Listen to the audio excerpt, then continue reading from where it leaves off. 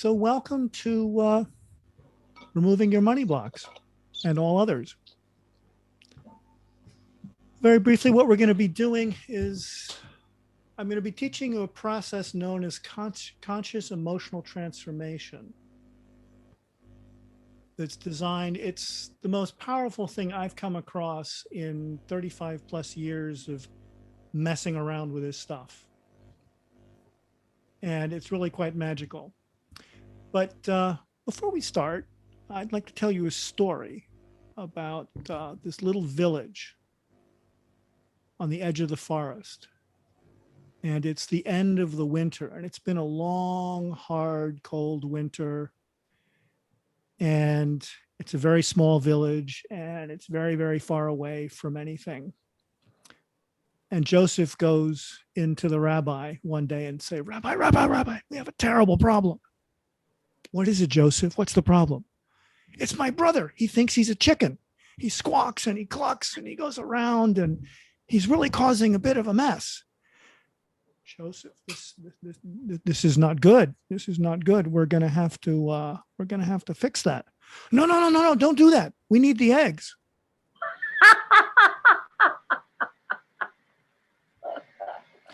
So some of the things I might talk about today or take you through might go against other things you've heard or believe. Well, we need the eggs. So just be open to the possibilities of what's coming down the pike. So I'm Andrew Wayfinder Ranievich, and I have this sort of triple hat of my first career was as an architect and ecological designer. And in midlife, I became a psychotherapist after my mother's death from cancer threw me into a really massive depression, where I had to finally deal with stuff that I had been ignoring and tiptoeing past for many, many years. And that eventually led me to becoming a psychotherapist. And that was about around 2000-ish. And then 2008, my life blew up again in ways that just didn't make sense. Because, I had been in years of therapy. I was a therapist. I had resolved my issues, or so I thought. And that's what kind of catapulted me into working as a shaman. That I discovered by accident. I was watching a documentary on shamanism and thought, that looks kind of interesting. I was aware of shamanism, but I thought, that's just primitive tribal stuff that, if I lived in the Amazon or 20,000 years ago, that might be relevant. But, I'm modern. I do Zen and Buddhism and these, modern forms of spirituality.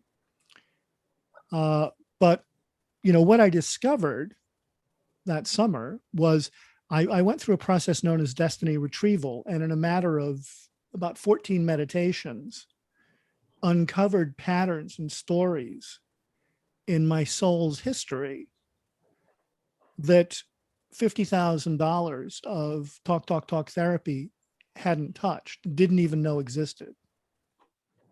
So as a therapist, that kind of got my attention. And that was, I said, back in 2008. And since 2011, I've been working with clients, basically teaching them how to access other levels of awareness, other levels of consciousness, to get guidance, get direction, get power, get help, get healing. And so what we're going to be doing today is just looking at a very specific aspect of how and why we get blocked and what you can do about it. So first we're going to investigate a little bit about what are the emotions and the blocks you're aware of. So go ahead and, write in the chat. Oops, sorry. Carol, thank you. Good point.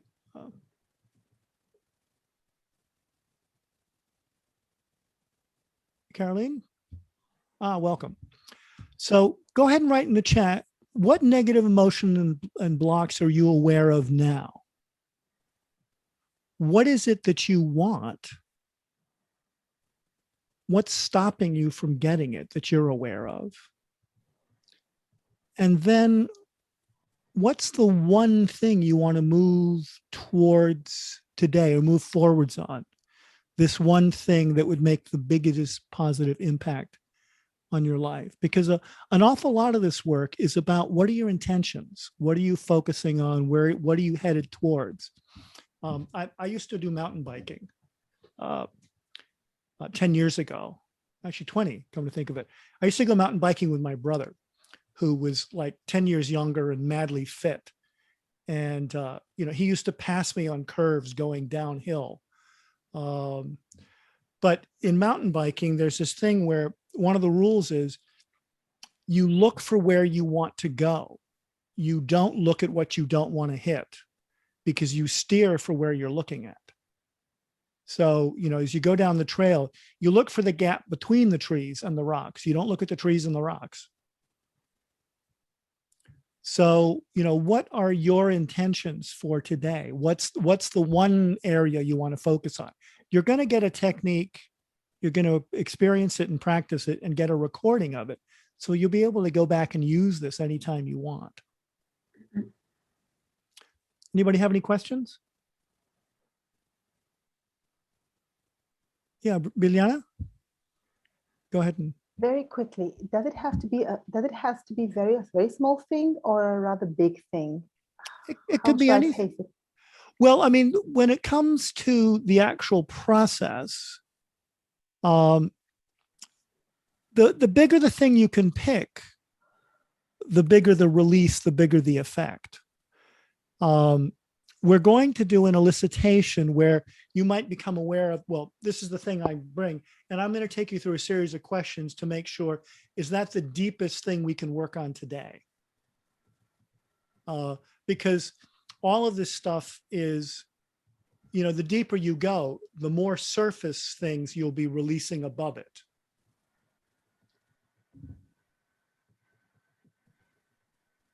Okay. I've got a quick question for you, sure. Andrew. You've asked us to type in the chat what our blocks are and also what our intention is, and also one or two other things. I'm wondering, what is the most important thing for me to focus on right now? It's really just get it all out. It's almost like a brain dump. I mean, later on in the process, we're going to be asking questions of your unconscious mind. And at that point, you will surface what's most important for you. This is not a conscious process. We're using the conscious to address the unconscious. One of the ways to think about this is we have three minds. We have our conscious mind, the part that does the thinking and that we're, mostly aware of. We have our unconscious mind, which does a tremendous amount of other stuff. And we have a higher self, which is sort of another layer of the unconscious or another level of awareness that somehow connects to everything else, what Jung might call the collective unconscious. And there is Jonathan Haidt, the psychologist, has this image of, the conscious mind is like the rider on the back of an elephant, and the elephant is your unconscious mind. And our little rider conscious mind thinks it's in charge and is in control. But, the elephant is really quite large, and it has a history, and it has memories, and it has experiences. And that's what can get triggered when people have reactions. And it's in the mind and the memory of the elephant where the blocks and the stories and the beliefs are. So the nature of this process is going to what's happening in the mind and the memory of the elephant and clearing it up. So the elephant is more relaxed and calm and is easier to ride. Now, the elephant, I mean, his picture is quite accurate, but that elephant is actually standing on top of the blue whale, which is the collective unconscious. It's a level of awareness that the elephant is sort of your personal unconscious. The collective unconscious, the whale, is even bigger that's kind of the psychic DNA. It's the unconscious of all awareness, all life. And that's what shamans are doing, is they're tapping into that level, and they're getting messages and information and power from that level of awareness. The story with the elephant is touching me a lot. I'm afraid of my elephant. Well, there's no need to be afraid of your elephant, but it's understandable if you are, because it can seem like, but the elephant is actually on your side. I mean, even when your elephant is doing crazy things, it's doing its best to keep you safe and to keep itself safe. It's just that it might have learned some lessons when it was young that don't serve it anymore. And that's what we're going to be releasing today. And the thing is, we're not, again, it's not a question of, one of the images I use for explaining to clients how experience and the mind and different techniques work together is that everything that's ever, your life is like a pond of water. And every event, everything that's ever taken place is a stone that's been thrown into the pond. And whether it's a big stone or a little stone or a pebble, it goes in, it creates a splash, ripples and turbulence come off of it. And over time, those patterns of ripples and splashes and turbulence creates the surface of the pond. And that's kind of the nature of where you are now, the nature of your experience, the life you're living.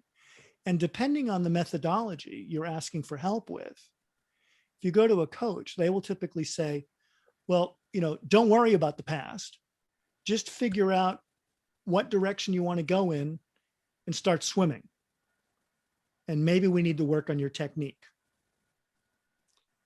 And a short-term therapy approach similarly would say, like a solution-focused therapy, let's just, focus on where you're going. Let's move in that direction. And maybe we need to work on your fear of water. A long-term therapy approach says, well, we need to study the patterns in the water. We need to map them. We need to see where all the impacts and the splashes are, where the biggest one was. And I think the hope there is in seeing the pattern, you somehow resolve it. Speaking as a therapist, that's not always a very useful strategy. The more meditative or contemplative practices, or some of the positive thinking affirmation ways of doing it, are saying, well, just move away from the turbulence. The meditation is sort of saying, sink into the depths. Get away from the turbulence, go get in touch with your essential nature. I think the affirmations are more saying, float above everything and move away from the turbulence. That's a marginal strategy, because that's in many cases, that's a form of dissociation. It's a less destructive form of numbing out than shooting up, but it's still not really dealing with it. The more shamanic approach, and the approach that we're going to be using in this conscious emotional transformation, is you're actually going to go to the biggest stone that you're aware of now, and you're going to remove it from the pond. You're going to remove its impact and the turbulence that it creates.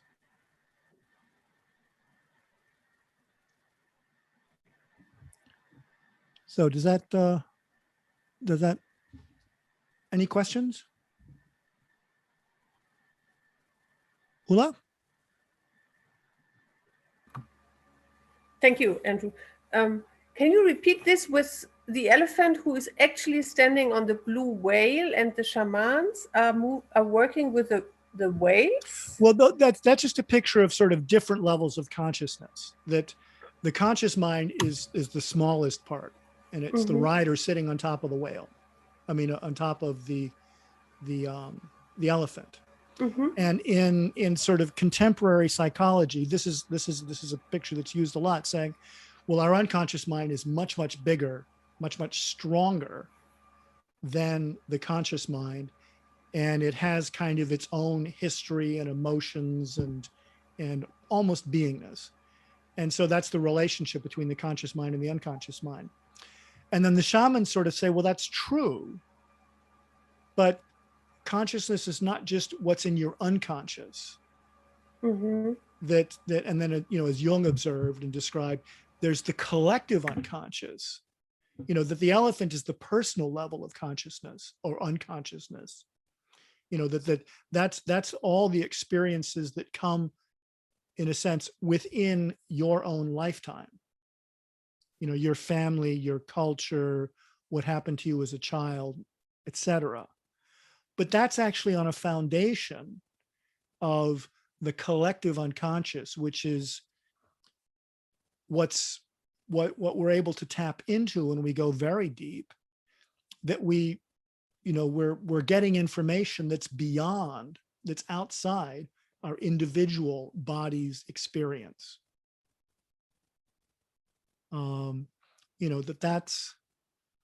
That's where like really profound inspiration comes from, and where people, but I mean, that's almost like, that's a whole nother topic, that's really outside of what we're doing here. Whoops. Hello, Bernadette. Thank you, Andrew. Okay. Any other questions?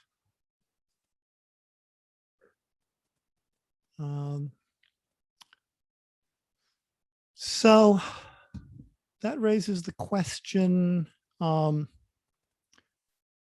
so what are emotions and blocks, and how does this conscious emotional transformation work?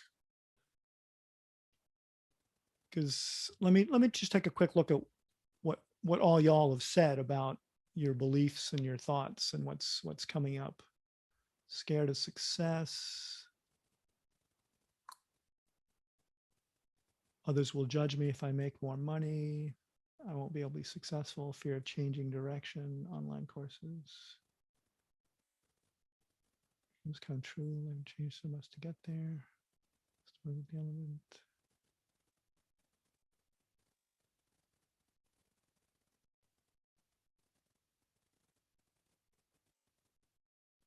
Okay.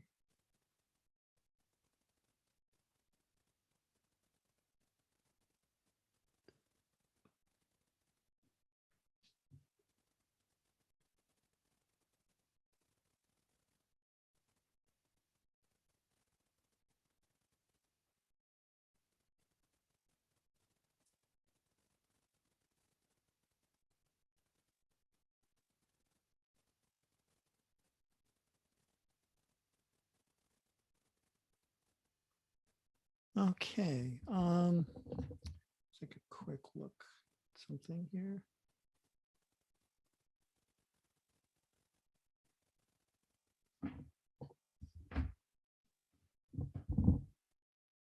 Okay. So when people become aware of a limiting belief,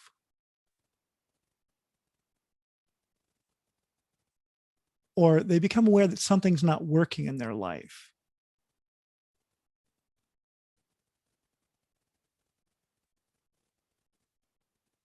we hear a lot of stuff around, well, you've got a limiting belief, and the limiting belief, you can sometimes identify it as some sort of statement you make about yourself. I can't earn that amount of money. I don't deserve to be abundant. Money doesn't grow on trees. Those sorts of statements. Those go back to some kind of an experience that you may or may not be conscious of. You're generally not conscious of it. And the way conscious emotional transformation works is that we don't need to understand what happened. We don't need to explore the thing. We need to become aware of where things aren't working and then trace it back from there. So what you probably want to do right now is identify a specific problem. What's the problem?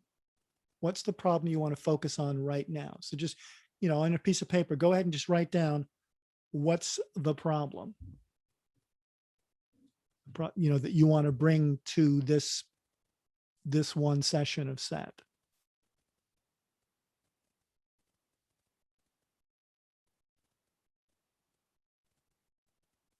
And just give me a wave when you're done.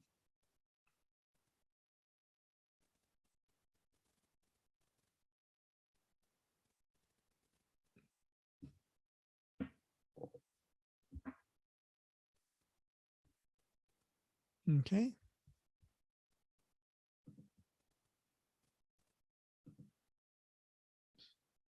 Actually, when you're done, go ahead and raise your hands. That way I'll be able to see it clearly use the raise hand function. That way you don't have to sit there like this.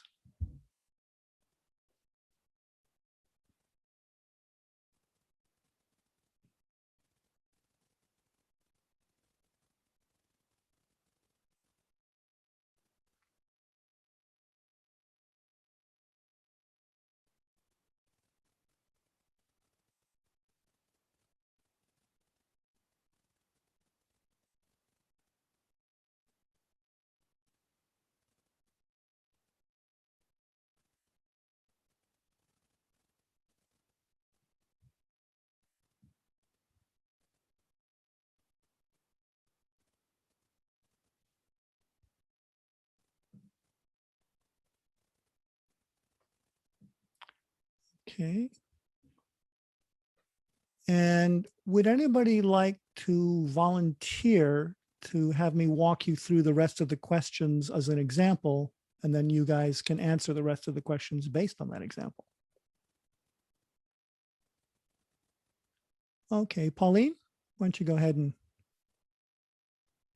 unmute yourself? Okay. Can you hear me? Yes. So what's the problem that you want to focus on?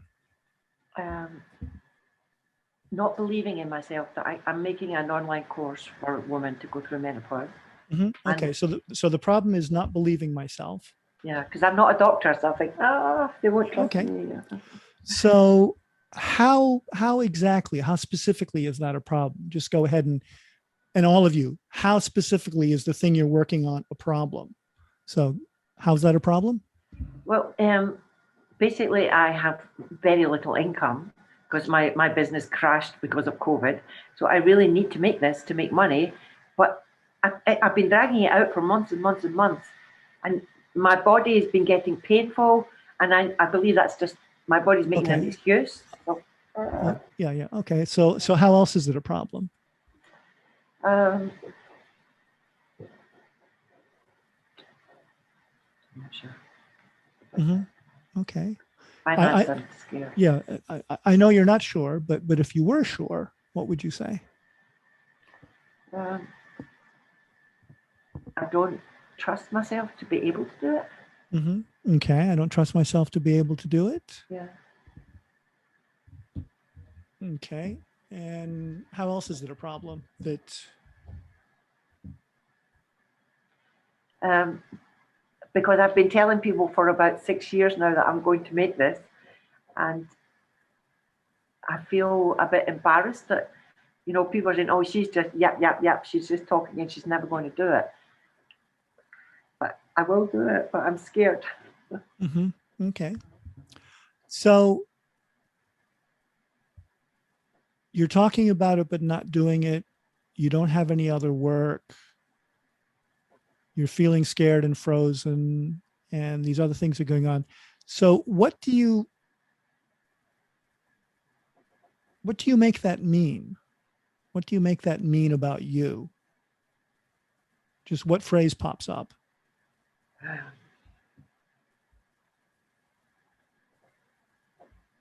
scaredy cat. So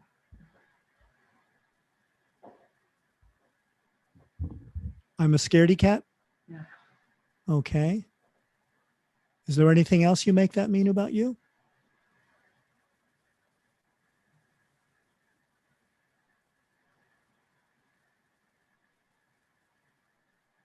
I think if I think really, really deep down, I think you know, I want people to love me, and I think if I make this course and it's really terrible, I won't be loved. They'll be saying they hate me. You know, like I gave you money for this course and it's total shit. You know, so it's like, oh, Okay, so there's I'm a scaredy cat and I won't be loved. Okay, so just close your eyes for a moment. And everybody, follow me. We're going to do a couple of ha breaths. A ha breath is where you breathe in through your nose, open your mouth, and as you exhale, you make a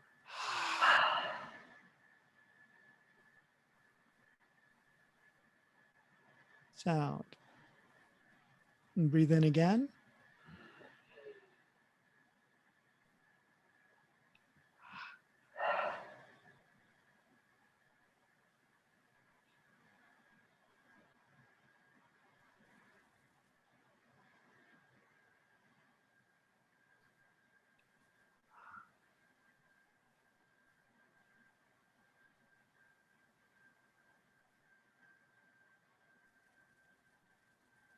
One last time.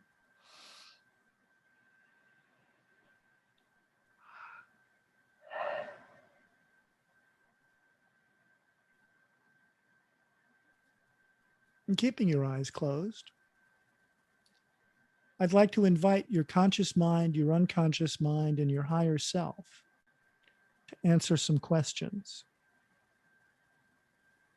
You've identified, I'm a scaredy cat and no one will love me as limiting beliefs around creating your course. If we were to release these today, are these the deepest possible beliefs, or is there something even deeper? And just let the answer bubble up. I don't deserve to be wealthy. I don't deserve to be wealthy?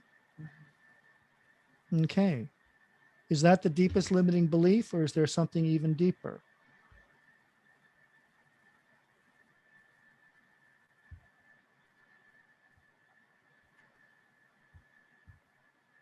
Perhaps I don't love myself. That's a thought. Is I don't deserve to be wealthy the deepest limiting belief, or is there something even deeper? Whatever bubbles up.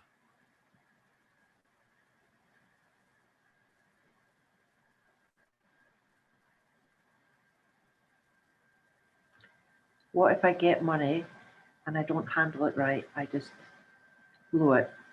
Mm-hmm. Okay. So I'm kind of scared of success. Yeah. Yeah. Okay. So that's a fear. That's good. But in terms of beliefs, I don't deserve to be wealthy. Is that the deepest limiting belief at this time, or is there something even deeper? So there's, I don't deserve to be wealthy. I won't take care of money.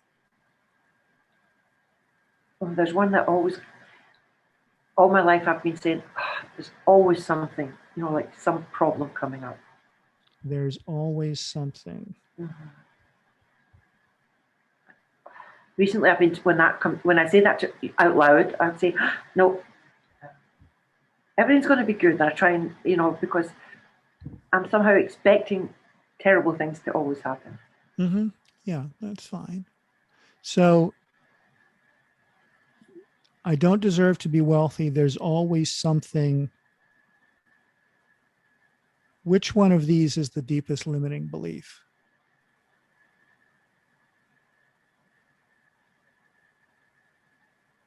Don't think, just drop into what's bubbling I think up.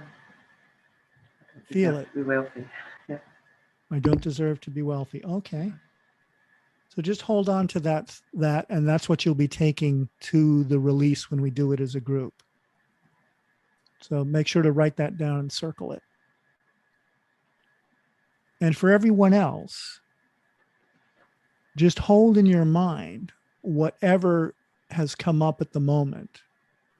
And I want to ask you, I want to ask all of you, I want to ask everyone's conscious mind, unconscious mind, and higher self. This belief that you're holding up right now, if we were to release it today, is that the deepest limiting belief, or is there something even deeper? And if there is, go ahead and write it down.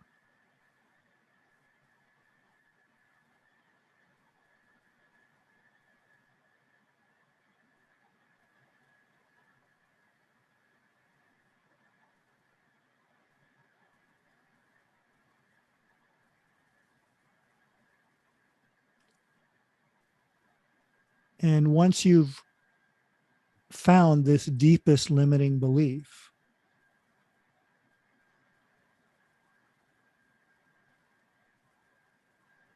and are confident that you have it, go ahead and open your eyes so I know that you're ready to continue.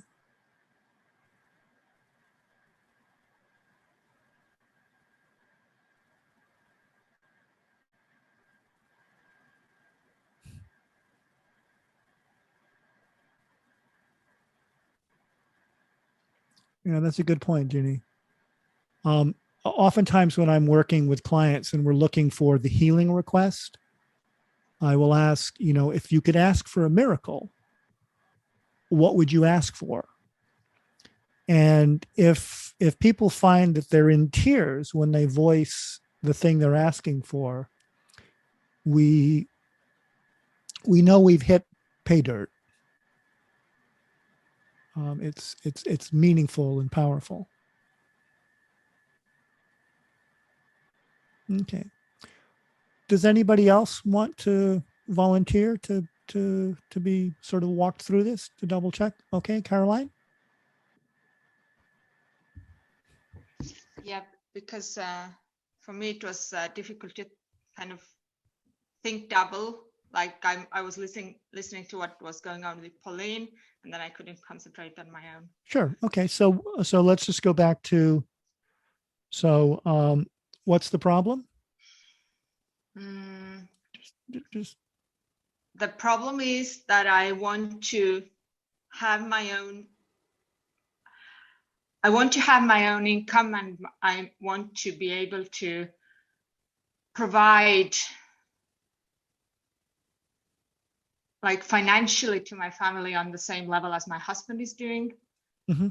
And our current needs are more than just he can provide. And Yeah, I've been okay. at home with kids for a long time. Okay.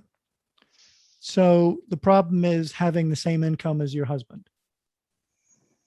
The problem is that I don't want to be working as much, but I want to be earning more. Yeah. Okay. So what's the problem?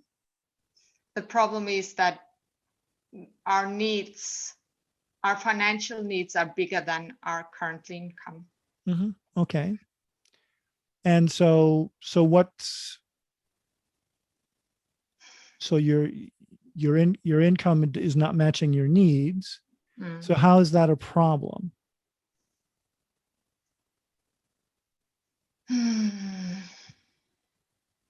For you? How is that a problem for you?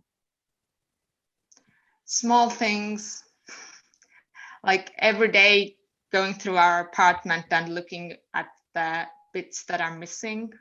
We moved into a new apartment this summer, and there are so many unfinished things that I wish we could finish without thinking about money. Okay. And how else is it a problem? I feel insecure. I feel fear of something happened to my husband, and then me not being able to provide for the family or keep up the loan payments or stuff like that. Okay. And so how else is you're not making as much money as your husband a problem? How else is it a problem for you? it goes against my values,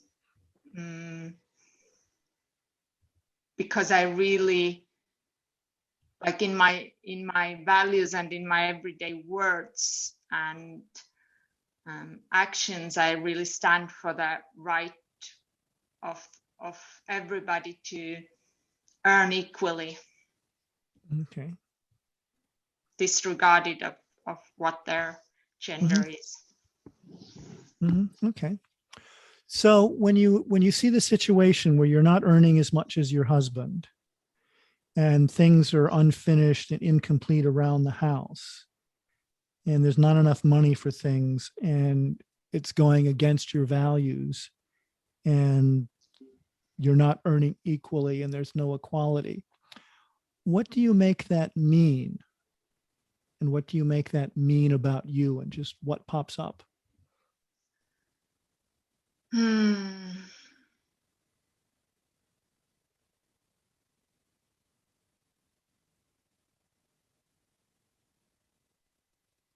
This isn't thinking. Yeah. Just I what, think I make it mean like I must be doing something wrong here. okay, so I It must is be. like that. Because I quit my previous career and I've solely become a small entrepreneur now.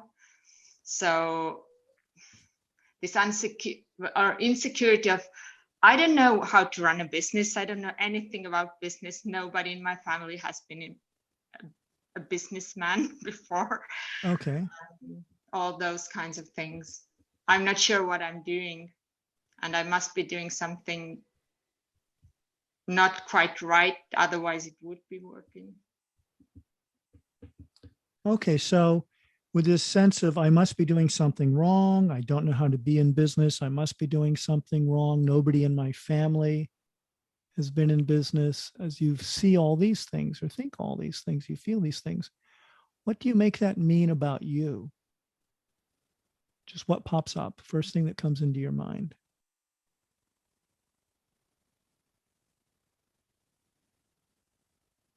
I'm lazy. I'm lazy. Okay. I'm not working hard enough, or I'm trying to perhaps somehow get away with it easily. Like not Okay. put in as much work as it would need. Like Okay. I'm trying to get money easily or something like that. Okay. So I'm lazy. I'm not working hard enough. I'm trying to get money easily. Is getting money hard work? Yeah. Or work, like effort equals pay. Work, like hard work equals money, equals pay, and not even that. Sometimes it doesn't. Yeah. Like, Okay. No, but we're not talking logic. We're talking beliefs. no, I mean, the belief is that all of my ancestors have worked really, really hard and still not made it. So Okay. so I'm getting to the point of like, what makes me think I will,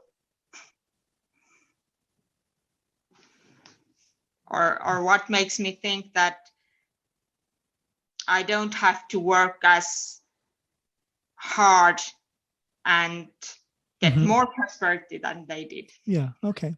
So go ahead and just close your eyes and let's do 3 ha breaths.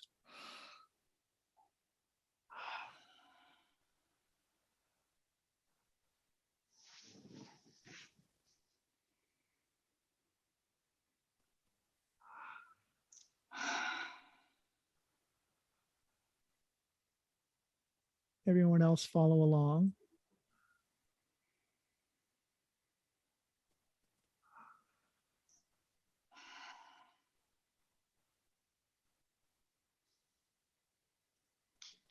And keeping your eyes closed, Caroline, like to ask your conscious mind, your unconscious mind, and your higher self, of these various statements: I'm lazy, I'm trying to get money easily,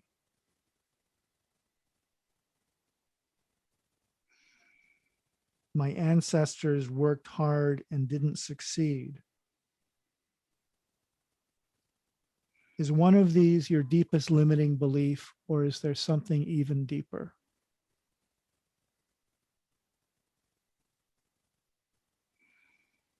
What pops up?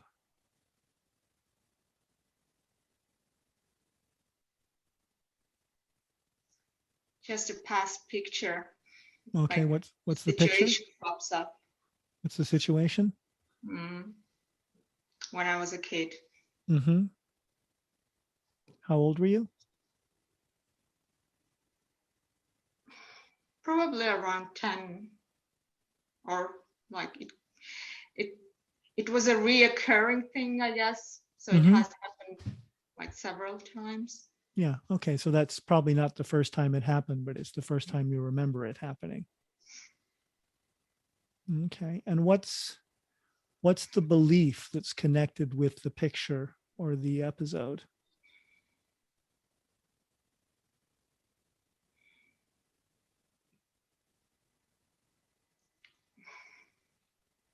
I'm weaker than everybody else.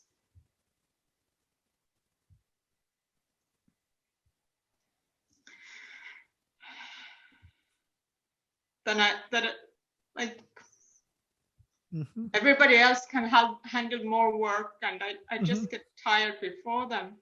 Yeah. Okay. So I'd like to ask your conscious mind, your unconscious mind, and your higher self, if we release I'm weaker than everyone else today, is that the deepest, most powerful thing you could do, or is there something even deeper? Yes or no? I don't know. Yeah. No, I know you don't know, but just if you were to know, is the answer yes or no? Just what bubbles up from inside?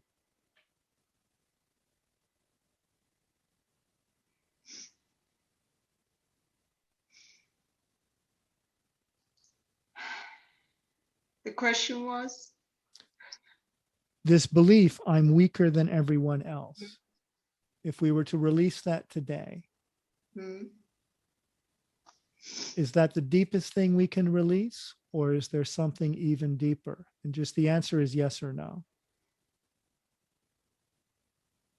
No. So there is something deeper.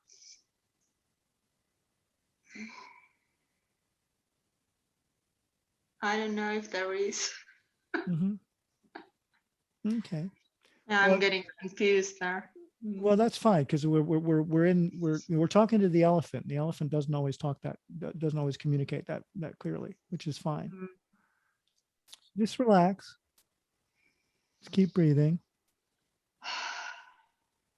And just sort of drop the question into the inside of you and just see what comes back.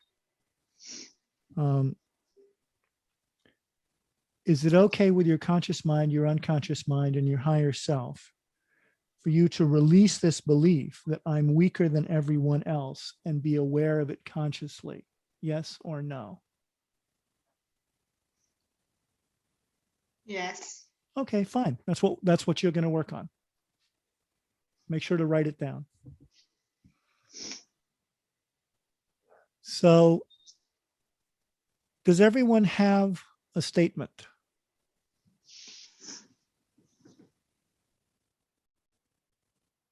Okay. So what I'm going to do now is go ahead and open your eyes. I'm going to explain a little bit about the set process. Then we're going to release one emotion. We're going to release anger. The way this typically works is when I'm working with a client, longer term, we would release those emotions that were in the email answer that said, write down things that make you angry, sad, scared, hurt, and guilty feeling. So when you do this at home later, you want to go back, we're going to release anger, but then you want to release sadness, fear, hurt, and guilt in that order. And that's just kind of cleaning up what's going on around you in relation to this limiting belief. The way SET works is that if you look at a puppy or a kitten or a little child, they are pure energy, love, spirit, flow, unless they've been abused. And then you see them being constricted. That's our nature. Our nature is to be pure flow. What we experience as negative or disturbing emotions is when that pure flow hits some form of restriction, so that there's a diminished flow on the other side of the restriction. What you notice, you don't notice the restriction, you notice the difference between the flow before and the flow after the restriction. The restriction is some sort of an event or an experience that you then form some kind of conclusion or decision about. And in some instances, you actually can make a soul contract about it. We don't really need to go into those details, but just know that that's part of what's happening, is that there's this constriction in the flow, and you become aware of, full flow here, diminished flow here. The gap between the two is experienced as anger or sadness or fear or hurt or guilt or variations on the theme. Anger typically comes from the experience where love was withheld in some way, or you didn't get what you deserved. Sadness is when you lost love, someone or something. Fear is when you're fearful that you might lose love or you're not going to be loved. Hurt is when love has been withheld or rejected, or there's the possibility of it being removed. And then guilt comes because you feel like you didn't love enough or you withheld love. These are all ways in which we relate to this flow in us and around us. And the way spiritual and energetic forms of healing typically work is they come in and they add energy on the downstream side. So for a while, there's no imbalance. So the pain goes away. But eventually, that additional energy disappears and you need another session. Some of the sort of psychological techniques come along and they might work on removing the thought pattern that creates the restriction, but they don't do anything to increase or bring the flow back to fullness. SET is going to both remove that restriction, discover when and where it took place, let it go, and then flood the neurology in the system with love and energy and power so that the flow is repaired, restored, put back together. Anybody have any questions? Okay. So you all have a statement you're going to be working with. The way the session works is, would somebody like to be a guinea pig or a demonstration on releasing anger?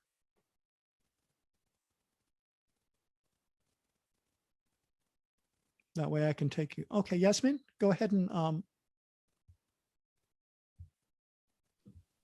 unmute yourself. Muted.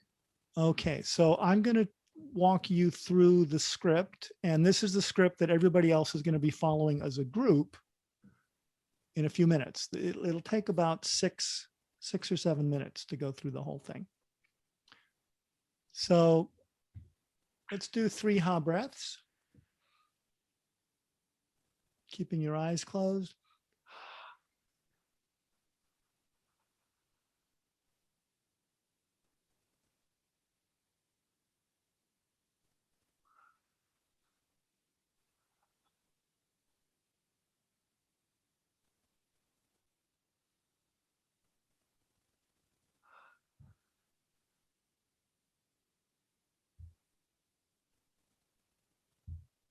So with your eyes closed, I'd like to ask your unconscious mind to bring into your awareness the emotion of anger.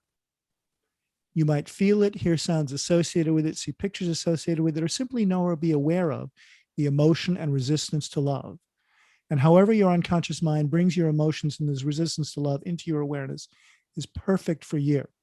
Is it totally okay with your conscious mind, unconscious mind, and higher self for you to remove this negative emotion and resistance to love here today, and for you to be aware of it consciously? Yes or no? Yes. Perfect. So if you were to know what's the root cause or first event, which if reconnected will allow the flow of love and cause the problem to disappear, when did you first install the resistance to love? Was it before, during, or after your birth? After. Okay, and if it was after, what age? Ideally an age before 7. Yeah, but when I was 6. 6, perfect. So now ask your unconscious mind to get in touch with all the feelings of anger from this moment at age 6, all the way back to now and every subsequent event.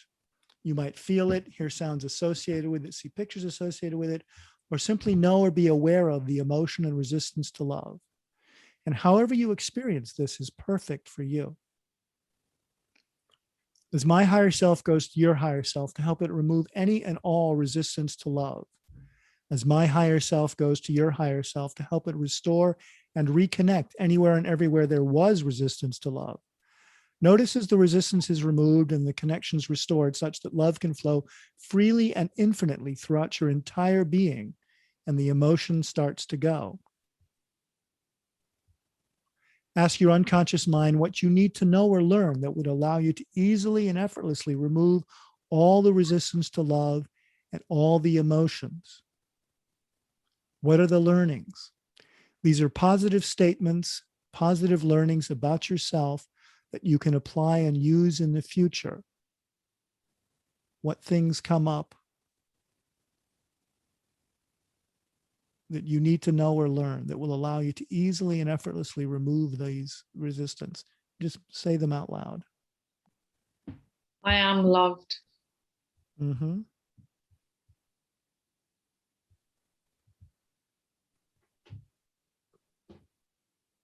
I Anything am else? enough.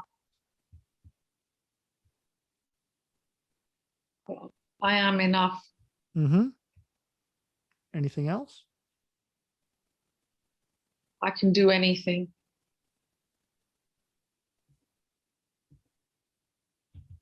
Anything else? I am fearless. You are.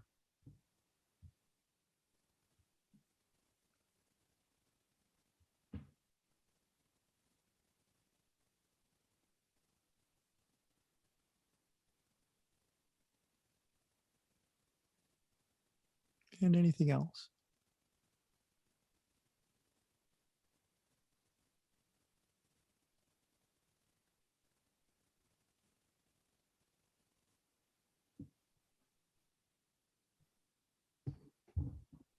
So, okay, ask your unconscious mind to preserve all the positive learnings, such as I am loved, I am enough, I can do anything, I am fearless.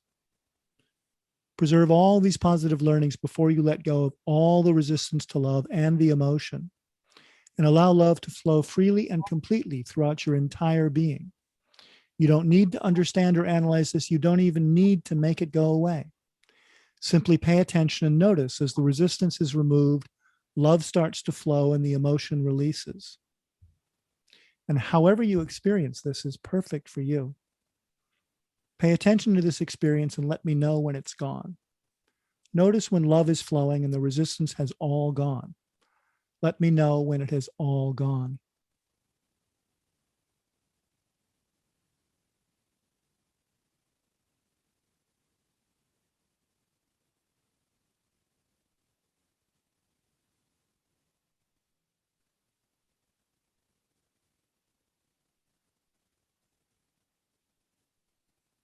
Okay, it's all gone. Okay, so keeping your eyes closed. Can you remember any event in the past where you used to be able to feel that old emotion? And go back and notice if you can feel it, or you may find that you cannot.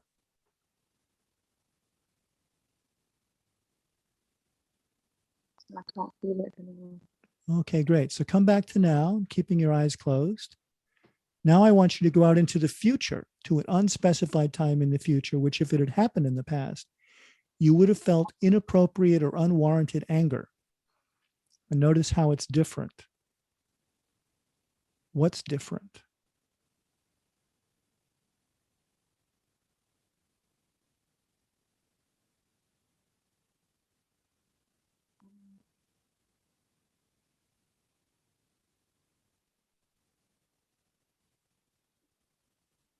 I'm just smiling and walking past the Okay. situation rather than standing and confronting someone.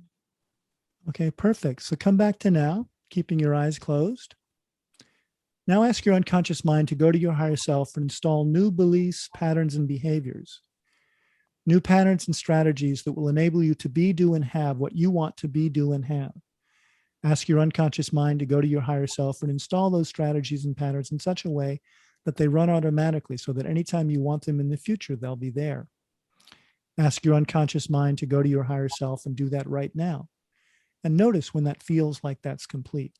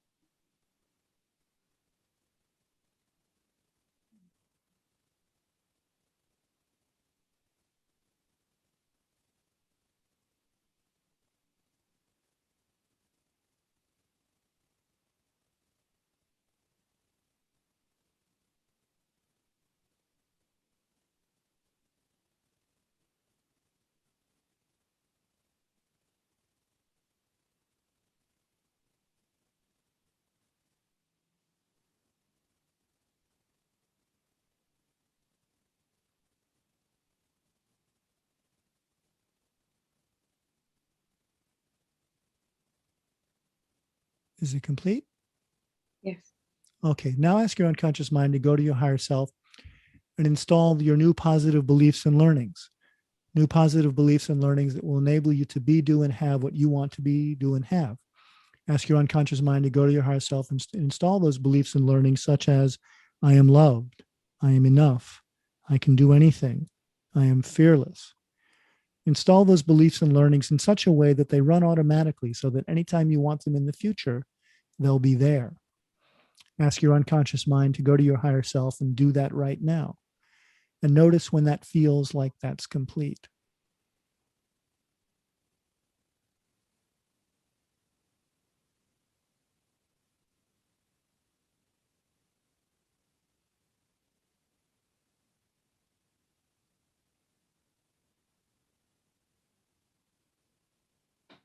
That's complete.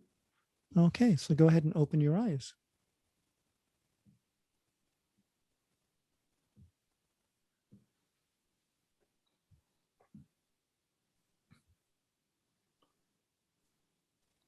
So I wasn't actually meaning for the whole group to do it, but it looks like you all did anyway. I was going to do a group session after you got to watch Yasmin do her session, but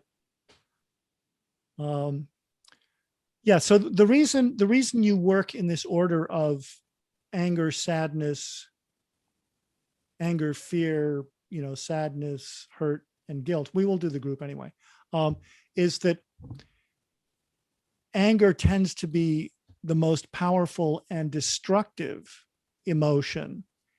And it is typically held in check by the fear.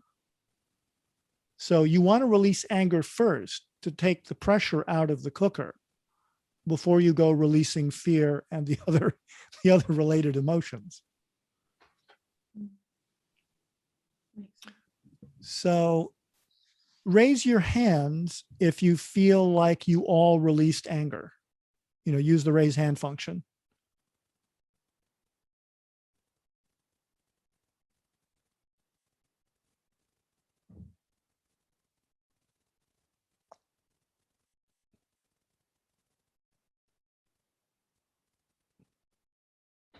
Okay. So, well, I'd say what we can do now is we'll go through, I'll do a group clearing of the emotion. And if you feel like you've cleared anger, just bring into yourself the next emotion, which is fear. No, I'm sorry. Is it fear or is it? Yeah, no, it's sadness.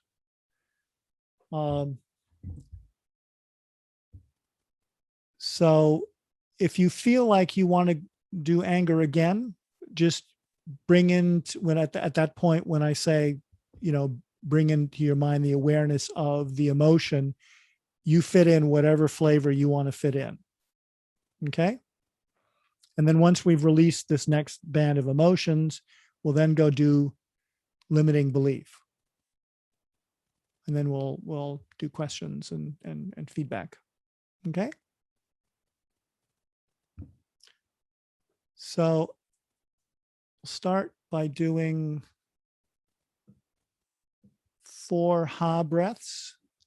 The Ha breath is very powerful for making a stronger connection between your conscious and unconscious mind. So.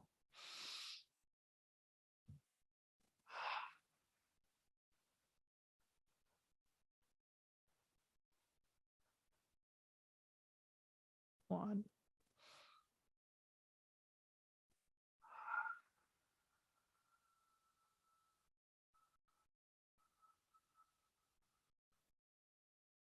2.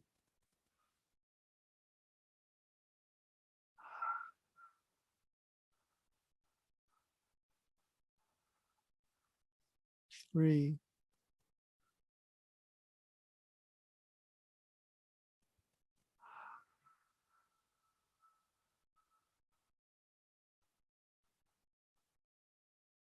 4. And keeping your eyes closed, ask your unconscious mind to bring into your awareness the emotion you wish to clear. You might feel it, hear sounds associated with it, see pictures associated with it, or simply know or be aware of the emotion and resistance to love. And however your unconscious mind brings your emotions and this resistance to love into your awareness is perfect for you. Is it totally okay with your conscious mind, unconscious mind, and higher self for you to remove this negative emotion and resistance to love here today, and for you to be aware of it consciously? Yes or no? If anybody gets a no, raise your hand.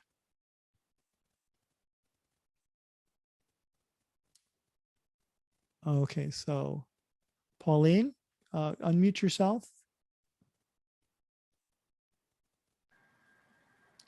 So just keeping your eyes closed. So you're getting a no on releasing this negative emotion and resistance to love and being aware of it consciously. For what purpose are you not wanting to release this emotion? What pops up? To be honest, I'm confused. I'm not really sure what it is I'm meant to be doing.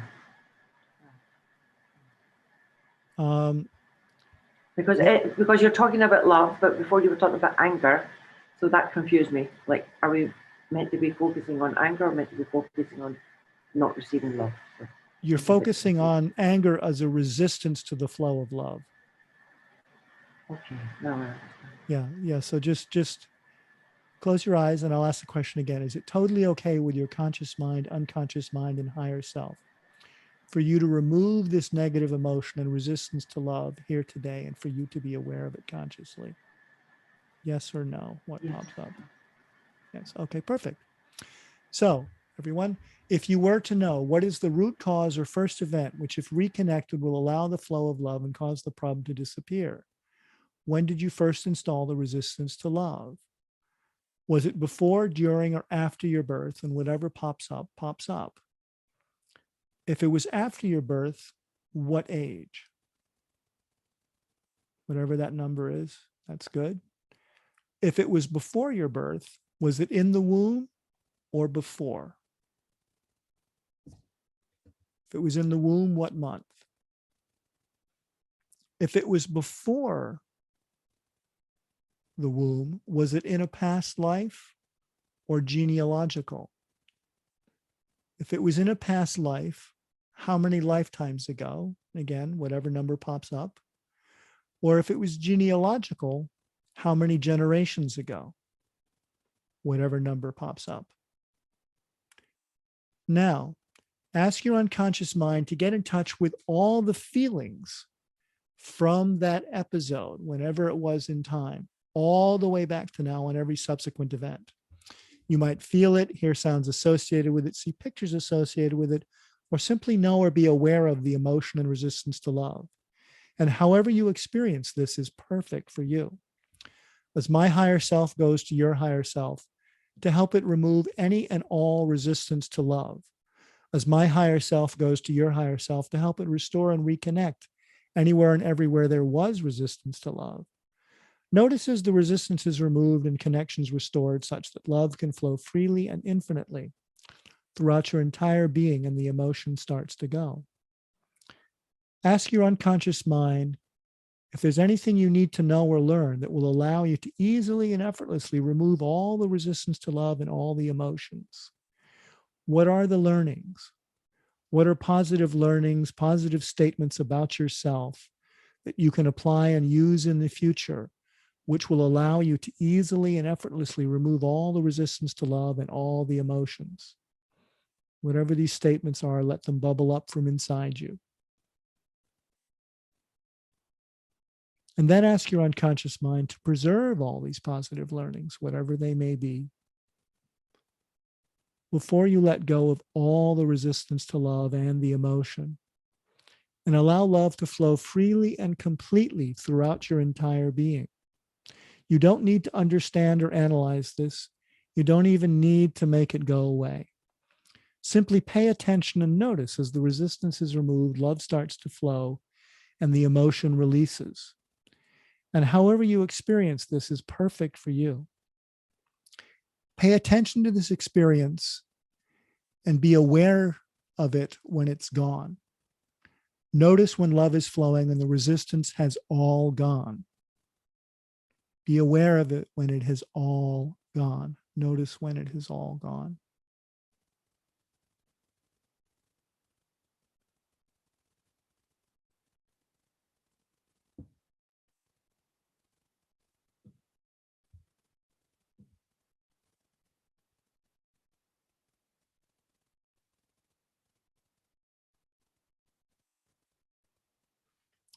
And now ask your unconscious mind to go to your higher self and install new patterns, behaviors, and strategies.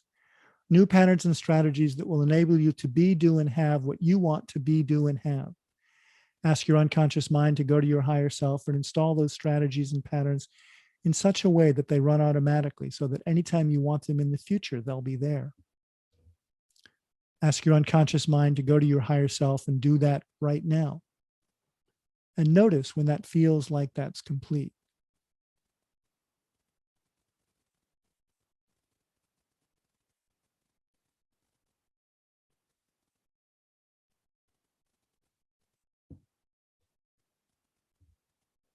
And now, ask your unconscious mind to go to your higher self and install new positive beliefs and learnings. These new positive beliefs and learnings that you've just received that will enable you to be, do, and have what you want to be, do, and have. Ask your unconscious mind to go to your higher self and install these new beliefs and learnings, the ones that you've just received, in such a way that they run automatically, so that anytime you want them in the future, they'll be there. Ask your unconscious mind to go to your higher self and do that right now. And notice when that feels like that's complete.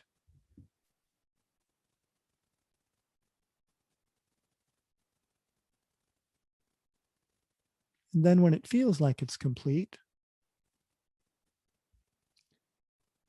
remember an event in the past where you used to be able to feel the old emotion, and go back and notice if you can feel it, or you may find that you cannot.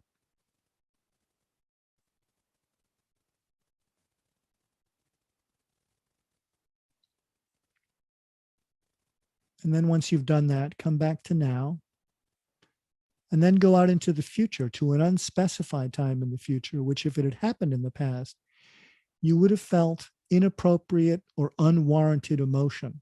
You would have felt that feeling again. And notice how it's different now. What's different about it?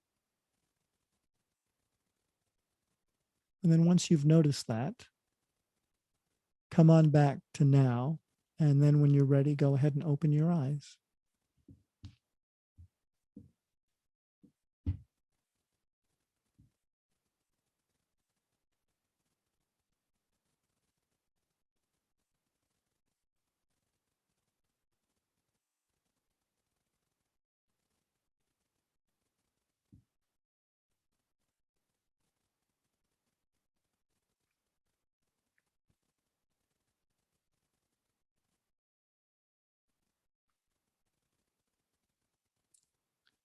So before we go on to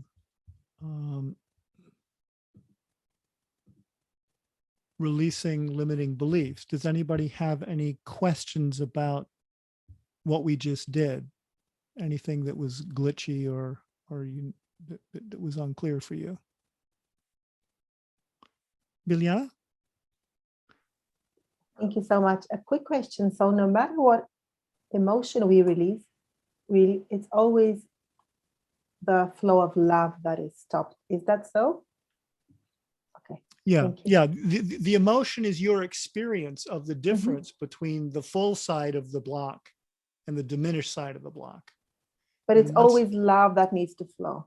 Yeah. It's nothing else. It's just love. Well, love, energy, prana, chi, source. But yeah, love is the word that's used in the script. But Thank you very much. you're welcome. Good question. Pauline, go ahead. I feel really foolish because I don't know what I'm doing, to be honest. And like when you say, tell me when you feel it's finished, and my brain is going, I don't know. How do I know when it's finished? Because I don't even know when it started. Do you know what I mean? Yeah. This is not a logical process. So the logical conscious part of your brain has no idea what's going on. Yeah. You know, it's sitting on top of the elephant wondering what the hell's going on, which is fine because the elephant's doing all the work. Yeah. And actually the elephant's not even doing all the work. Your higher self in tandem with my higher self are actually doing this work and clearing.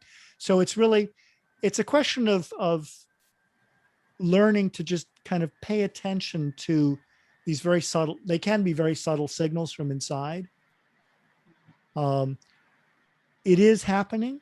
You may or may not be that aware of it. I mean, the fact that you said yes at the beginning to, I want to clear this and be aware of it, that's the most important part of the process. You know, if you say no at that point, there's no point in going through until you get a yes. And I think, like, normally I can focus on this, but just now I have a terrible pain in my neck, and it's so difficult for me to focus and do anything because this pain in my neck is going, I'm here, I'm here, I'm here, I'm here. Do you know what I mean? Well, that's probably something releasing, and that's part of it. And again, this is not about being focused. You know, focus is what happens up here. We're dropping down into something bigger and looser and softer. You're doing fine. You really are. I feel foolish because like everybody's got it sorted. You know, they know what they're doing, and I'm like, That's not true. You know, remember, as Eric says, if one person has the question, half the people in the room are thinking it. The only stupid question is the one that wasn't asked. Anybody else? Well, Caroline, the thing is, you're not doing anything. Yeah, but I'm doing it anyways. The thing is, you are in a semi-trance state. So I'm talking to your unconscious and your higher self. The rider on the top of the elephant is sort of wondering what's going on. That's fine. That actually makes it a whole lot better. Because the rider cannot really be in control of this process.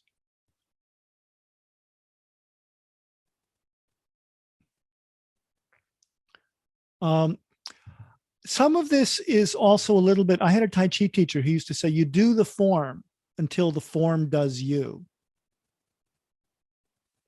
When we were training in this, we just did set every day on all 5 emotions and a limiting belief for 30 days. And yeah, for half that time, I had no idea what I was doing. But I just trusted that every time I was going through it, I was releasing something.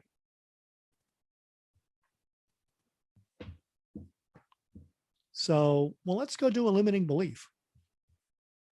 Everybody ready? So just make sure you have, your belief there in front of you, so you know what it is that you're going to work on. And what you're going to do is you're going to bring up, the statement, the belief statement, and any feelings that are connected with it. And you're going to release the belief, but you're actually releasing the feelings around it. And again, you don't have to know this. You're not doing this consciously. There's no effort involved, but I'm just letting you know that it's the emotions connected with the belief that keep it anchored. It's like the pin through the butterfly on the collecting board, that once we remove those emotions that are connected with when you installed the resistance to love, that's what actually holds that belief in place. Once those have been released, they're the emotions that are connected to the event that caused the belief to be formed. And once those emotions are gone, the belief itself is then released. So go ahead and let's do 4 Ha breaths.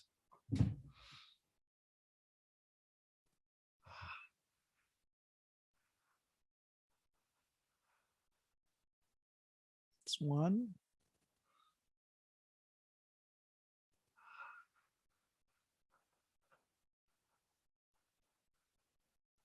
2.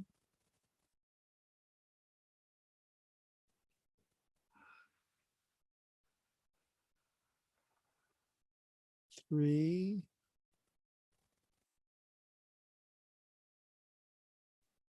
And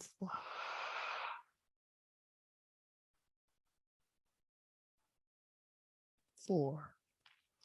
So ask your unconscious mind to bring into your awareness the emotions connected with the limiting belief. You might feel it, hear sounds associated with it, see pictures associated with it, or simply know or be aware of these emotions and resistance to love. And however your unconscious mind brings your emotions and this resistance into your awareness is perfect for you. Is it totally okay with your conscious mind, unconscious mind, and higher self for you to remove this negative emotion and resistance to love, this negative belief, this limiting belief, here today, to release it, and for you to be aware of it consciously? Yes or no? If anyone gets a no, just raise your hand. Okay, perfect. So if you were to know, what is the root cause or first event, which if reconnected, will allow the flow of love and cause the problem, limiting belief, and emotions to disappear? When did you first install the resistance to love? Was it before, during, or after your birth? If it was after, at what age? If it was before, was it in the womb or before? If it was in the womb, what month? If it was before, Was it in a past life or genealogical? If it was in a past life, how many lifetimes ago? If it was genealogical, how many generations ago?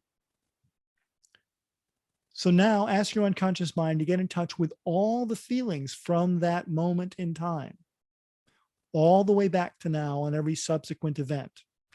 You might feel it, hear sounds associated with it, see pictures associated with it, or simply know or be aware of the emotion and resistance to love.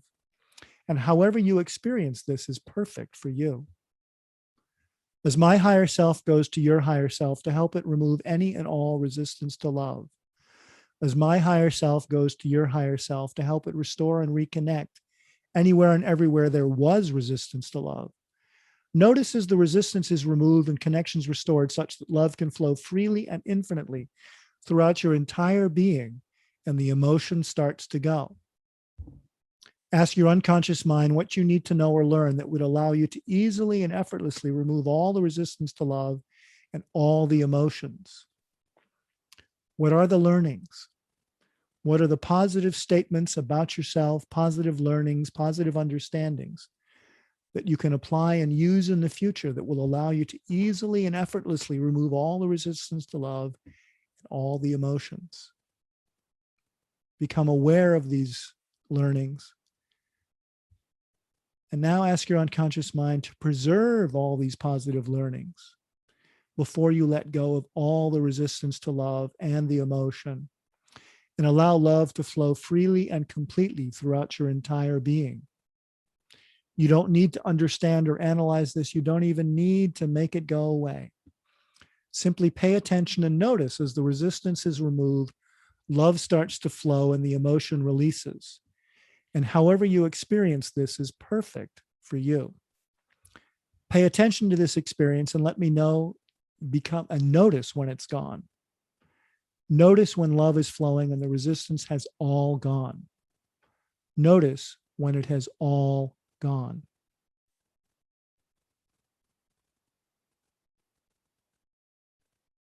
And then once it's gone, remember an event in the past when you used to be able to feel the old emotions or the effect of the old belief, and go back and notice if you can feel it, or you may find that you cannot. And then once you've done that, come on back to now and go out into the future to an unspecified time in the future, which if it had happened in the past, you would have felt inappropriate or unwarranted emotions and the effects of that belief, and notice how it's different now. What's different about it? And then once you've noticed the differences, come on back to now. Keeping your eyes closed, ask your unconscious mind to go to your higher self and install new patterns, behaviors, and strategies. New patterns and strategies that will enable you to be, do, and have what you want to be, do, and have. Ask your unconscious mind to go to your higher self and install those strategies and patterns in such a way that they run automatically so that anytime you want them in the future, they'll be there. Ask your unconscious mind to go to your higher self and do that right now. And notice when that feels like that's complete.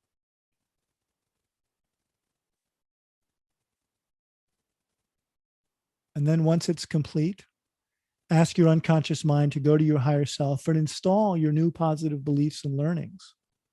These new positive beliefs and learnings that will enable you to be, do, and have what you want to be, do, and have. Ask your unconscious mind to go to your higher self and install those beliefs and learnings, these new positive beliefs and learnings, in such a way that they run automatically so that anytime you want them in the future, they'll be there. Ask your unconscious mind to go to your higher self and do that right now. And notice when that feels like that's complete.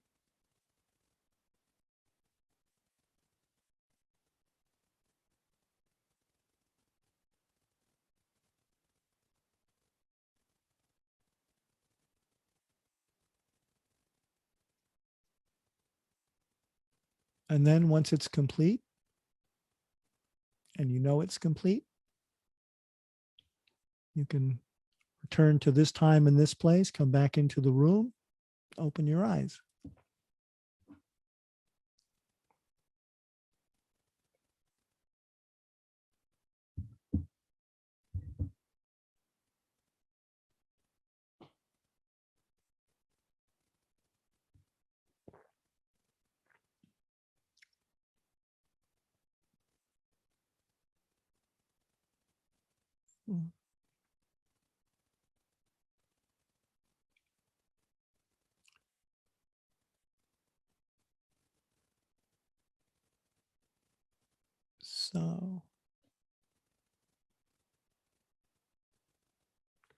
So did everyone get learnings, get release, experience some kind of a shift? Anybody want to share or ask questions?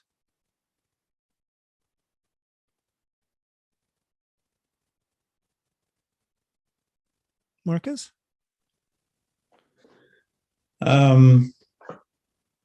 First of all, I'm as confused as probably half the room, just so Pauline and Caroline know. And I could just go with what's going on and not being able to understand. And what my seismograph was actually in my heart area. It was kind of a little pain here, and then at some points it released the pain and it became freer, and it just went with that as a signal. Mm-hmm. The other weird thing that happened was that my son decided to ride his scooter around. It's outside my room, but riding it's like doing this boo, boo, boo, boo, boo sound, and that got at least my conscious mind kind of off track. Mm-hmm. Yeah. Got it worried that I'm not present enough in the process. Mm-hmm. Yeah. And so I'm curious, what's the nature of your confusion? Because I mean, if a number of people are confused, then maybe I'm not being clear about something. Well, not confusion. It's more. That's what Ulla was writing. The trust and the like not trusting myself, and that's an issue that comes up a lot. And like I said, it's like, okay, he's riding the scooter. Should I go out and tell him to stop? It's like annoying me. Shouldn't that be annoying? I'm like, I'm confusing myself. It's not the process, but it's like, but it is, it's like, then the voice goes on. It's like, but it is distracting me, and I'm not really here and I should be here. I'm missing something. So all these fears and worries and things do come up. And on the other hand, I feel a relief here and a deepness and another part saying, well, this is just the way this process went and it's all fine because it was just perfect like it was. Yeah. Well, and also the goal of what I'm doing here, and this is I mean, I do this live and in person with clients, all day long. What I'm trying to do now is to create, a la Eric, something where you can watch the videos, understand the process, and then as you listen to the recording at the time of your choosing, it's like having me there with you, except that it's not going to be 200 pounds a session. So, that's my goal, is to create something where, if your son is making noise, you can stop the recording and you can go outside and deal with him and then come back in and put the recording back on. So that it'll be a skill and an experience that you can use anytime you need it to clear. Anybody else have questions or things you want to ask or share? Yeah, Tony? Yeah, first of all, thank you very much for leading us through this process.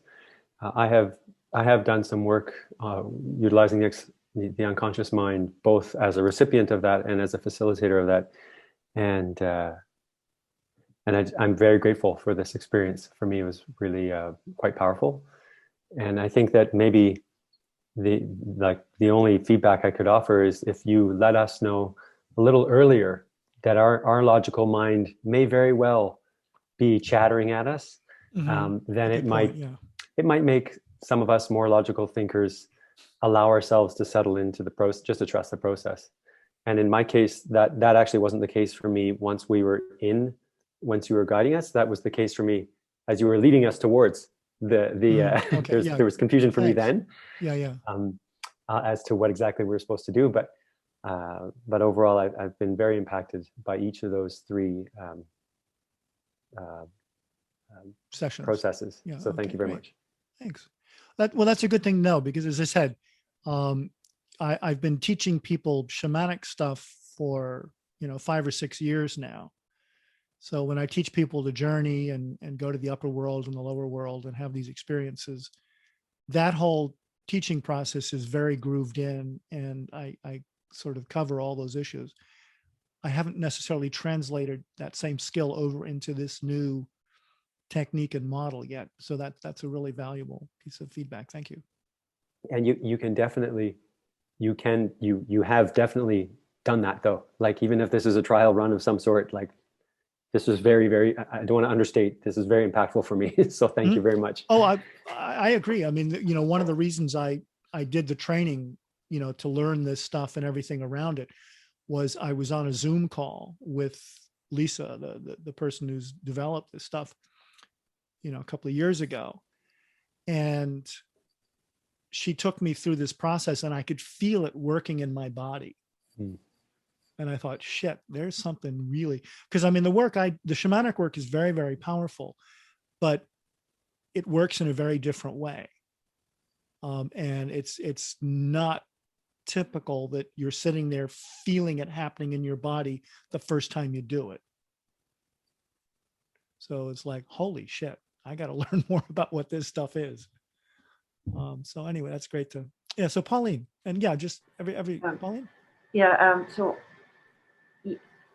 when we spoke before, you were explaining how the anger was like a blockage to getting love, But when you were speaking, then you kept talking about the blockages of love, and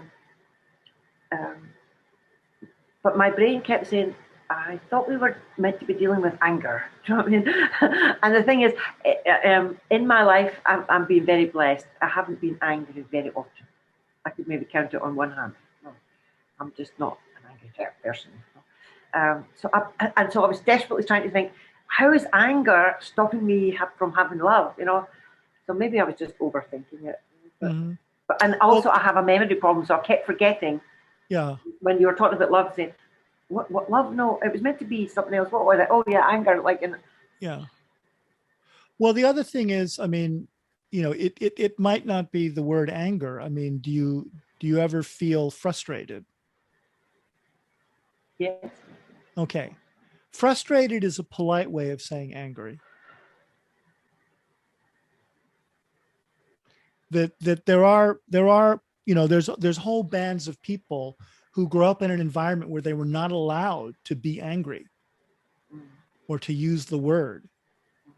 So they say things like, I'm frustrated, I'm tetchy, I'm out of sorts. I think when I think back now, when I was younger, a teenager and younger, as I said, I'm like a volcano. Like there's no anger, and I just I control it, and then it will just like a volcano. And then when I do get angry, you don't like me when I'm angry. I turn into like the Hulk or something like that. Yeah. And early on, when I was about 20 or 21, I told myself, you cannot let yourself be angry because you will be violent or scare people, So yeah, I kept that in. Biljana, do you have to go? Oops. Okay. Yes, I have to go. Sorry to interrupt you. Do you have any questions before you go? No, I'm fine. I let it happen, and I'm happy to give you more feedback. Okay, Thank great. you. Yeah. Thank you. Biljana, I would like to get in contact with you. Maybe we are near each other in Bulgaria. Oh, I'm in Vienna, in Geneva. Oh, well. But I'm leaving you my email here. Just drop me a line because maybe I go soon home. Okay. It's my birthday and I have guests. Oh, happy birthday. I'm sorry, I have to go. Just see Rose then. Merci. Thank you. Thank you, everybody. Ciao. Bye-bye. Ciao. Okay. Does anybody have Anybody else have any questions? Ulla, was there anything you wanted to say? I just wanted to say thank you, and if we can give you feedback via email or via Yeah, I mean, Facebook. basically, it's, you know, if there's anything you feel that would have made it better, easier, clearer for you, I'd love to know that. And you know what I'm doing next week, the manifestation. We'll be going through this again towards the end of the day, doing, you know, all 5 emotions and the limiting belief. But we're going to spend a lot of time looking at a very specific goal and unpacking what it's going to take to create it, what's getting in the way, and understanding more about what is the process of manifestation and how these tools fold into that. And what I'm trying to do on that one day is to give a 1-day mini version of the karmic alignment process, which is a 3 to 6 month process I do with people one-to-one.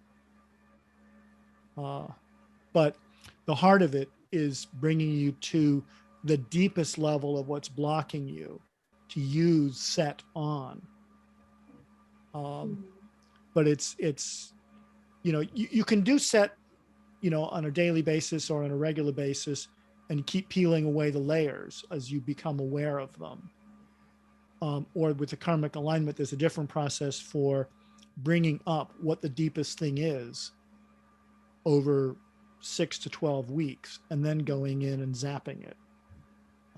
But I'm experimenting, creating kind of like a 1-day version of that, which obviously isn't the same thing as working with me for 3 to 6 months, one-to-one, but I think it's possible to get some very profound shifts even in 1 day. And that's sort of my goal for next Sunday, I believe. And Caroline, I think you were on fire. So Ulla, anything else? Yeah, I just want to say that you made me very curious about the deep knowledge you have about this. So I'm very interested to move on with you. So if this was your interest with this 1.5 hour class, you really made it work. Oh, thank One you. point I have to say is that I'm German. My English is not so good. I had big problems to follow your English instructions. So sometimes I was lost because of this. It was so quick. You have been talking so quick. So it was quite difficult for me. Okay, I'll remember that. But that's because of my German. The others will not have any problems. And I'm really curious to work with you. I was a little bit distracted by the group. I wasn't clear if it's my turn now or the group turn, or I want to listen. But I'm very curious and I'm very impressed by the knowledge you have. Thank you. Thank you very much, Andrew, for inviting me. Oh, well, thanks for, you know, trusting me with your elephant. Completely. I trust you. See you next week. Okay, great. Good luck with the virtually amusing. Thank you. Please come, please come. I'll do my best. Yes, it'd be great. Anybody else have anything you want to share? Any questions? Any comments? Our feedback, should we send it to you on Facebook? On your message? Yeah. Just DM me with any suggestions, comments, thoughts, reactions. And Caroline, you were on fire. Even if you didn't know what you were doing, there was a lot going on. Yeah, I got some pretty interesting insights, I must say, and I'm seeing some interesting parallels. I have 2 daughters, 3 and 6, and I myself am an older sister, 3 years older than my younger sister. So I was definitely getting some interesting stuff coming up from my own childhood that I'm experiencing now is going on with my children. Like I can see their processes, but I wasn't aware that I actually had the same processes when I was a kid. So that was pretty powerful. Yeah. Good for you. Yeah. And the thing where your body's doing this stuff and your head's rolling, that's very typical of the releasing. When I do, the karmic alignment, there's 6 to 12 weeks of preparation, meeting suggestions, and sort of agitating the problem, doing tasks to stuff. And then on the day of, and it's a day or a day and a half, we come up with, a set of emotions, the 5 emotions, maybe some additional emotions, a limiting belief, maybe a core identity issue, and just release them, so you'll do the set 6, 7, 8, 12 times in a row. And by the end of it, the person might be, and when I received mine the first time, by the end of it, your head is sort of flopping around, your body's doing stuff, you're hardly there.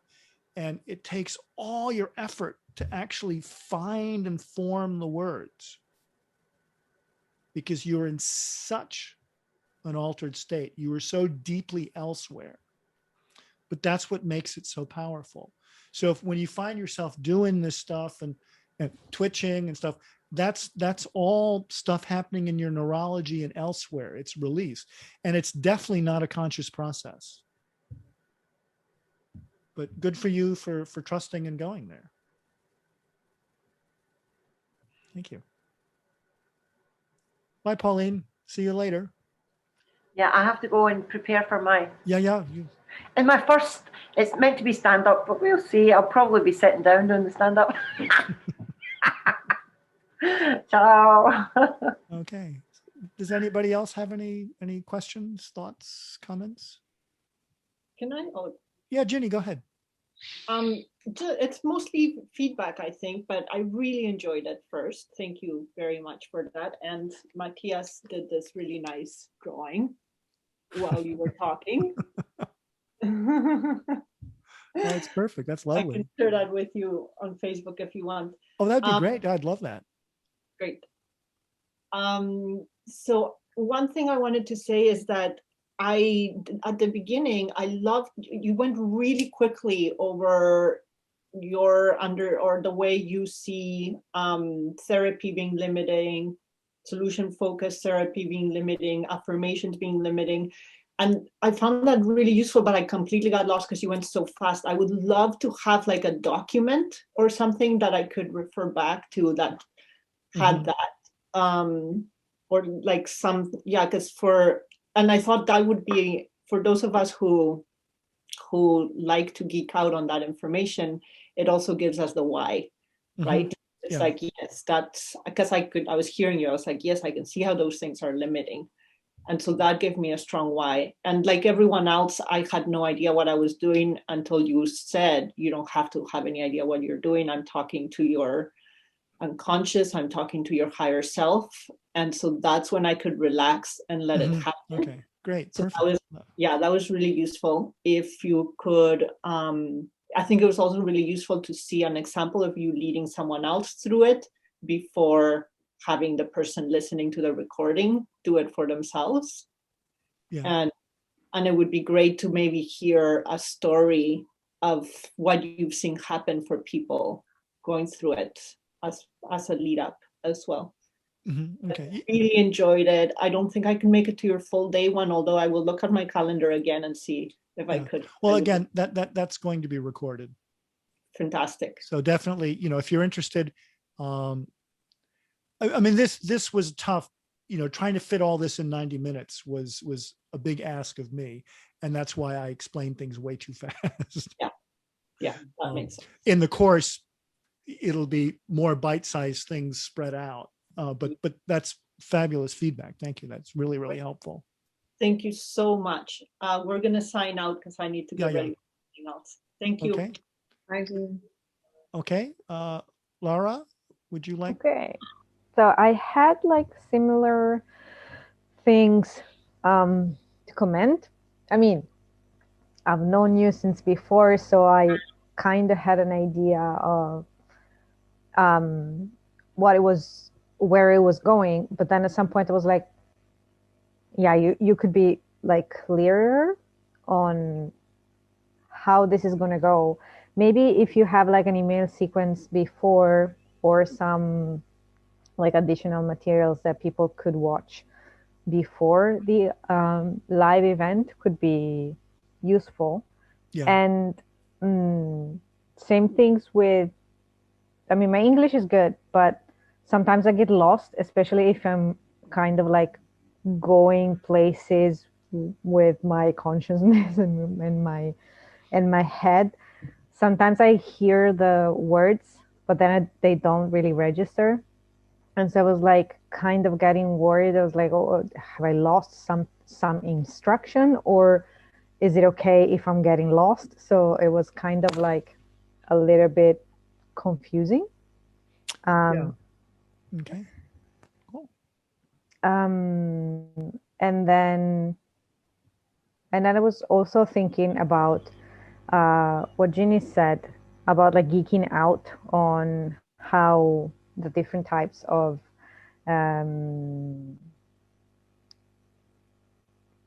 psychotherapies styles could be limiting, and this and that. That could be really interesting if you integrate into like your marketing or like the message to your clients before actually they sign up, as kind of like, have you tried this and you kind of felt okay, but then it didn't really solve anything, or this they told you this would work, but then it didn't, and it kind of like messed things up. So maybe you're ready for like a different type of work or something like this. So it kind of like popped into my head and was like, oh, that could be useful, kind of like before. And then when they get inside, they get the email sequence that kind of like prepares them. And then when they get to you, you don't need to like explain a lot of stuff, and so you can kind of like concentrate everything in 1.5 hours. I mean, well, I mean, if people have 2 hours, I mean, if people have one, yeah, the 1.5 hour is just an artifact of what I chose this time. When it becomes a course, it will take whatever time it needs to take. That's good. So yeah, but that's, I'll take these suggestions and also to tell tales on myself. I had a bit of a syntax. I mean, I had a syntax, and it was reasonably well structured, except I didn't follow it. I sort of panicked and started winging it. I see, but that's okay. I mean, it felt structured in a way. Oh, no, it was structured. It just wasn't structured I'd set out myself. But one of the things that I think it could be really valuable, and it could be like an upsell that you could do to your course. You could sell like a 1.5 hours or even 2 hours. I mean, if you can find 1.5 hours, you can find 2 hours just to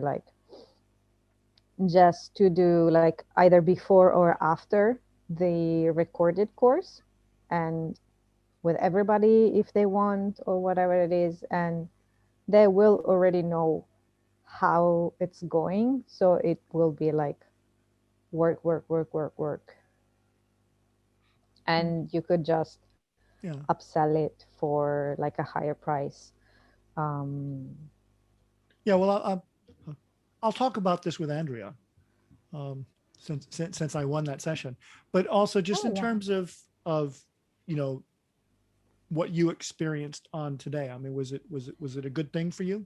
It was good. Then it was kind of weird because I just like 5 minutes before the session I got my period, so I was like already like in my in my weird vibrating, and then I was cold because I always get cold, so I sat in bed, put my computer here, and then it was like, am I feeling like sleepy or am I feeling something? But there were a lot of things going on, and then I was so focused on yeah, let's get the money blocks out. But I've been working on like money blocks for a long time. So when you said, oh, but if something pops up, and I was like, you have to work on your femininity, and I was like, fuck, I don't want to work on that. But then it went there, so I just work on that.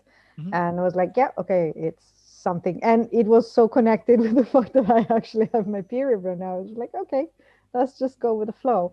And I wasn't expecting that because it was not planned. Going with the flow. Oh. Yeah. Okay, that was too much.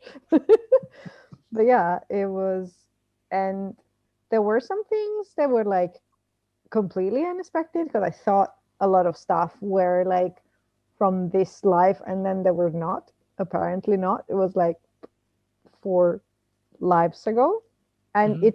it's really interesting because like last year when we got I don't know if you know that Ruben and I got stuck in Japan for 4 months. We went there for a vacation 1 month, and then it was March, and then COVID exploded, so we couldn't come back, and then we stayed 4 months there.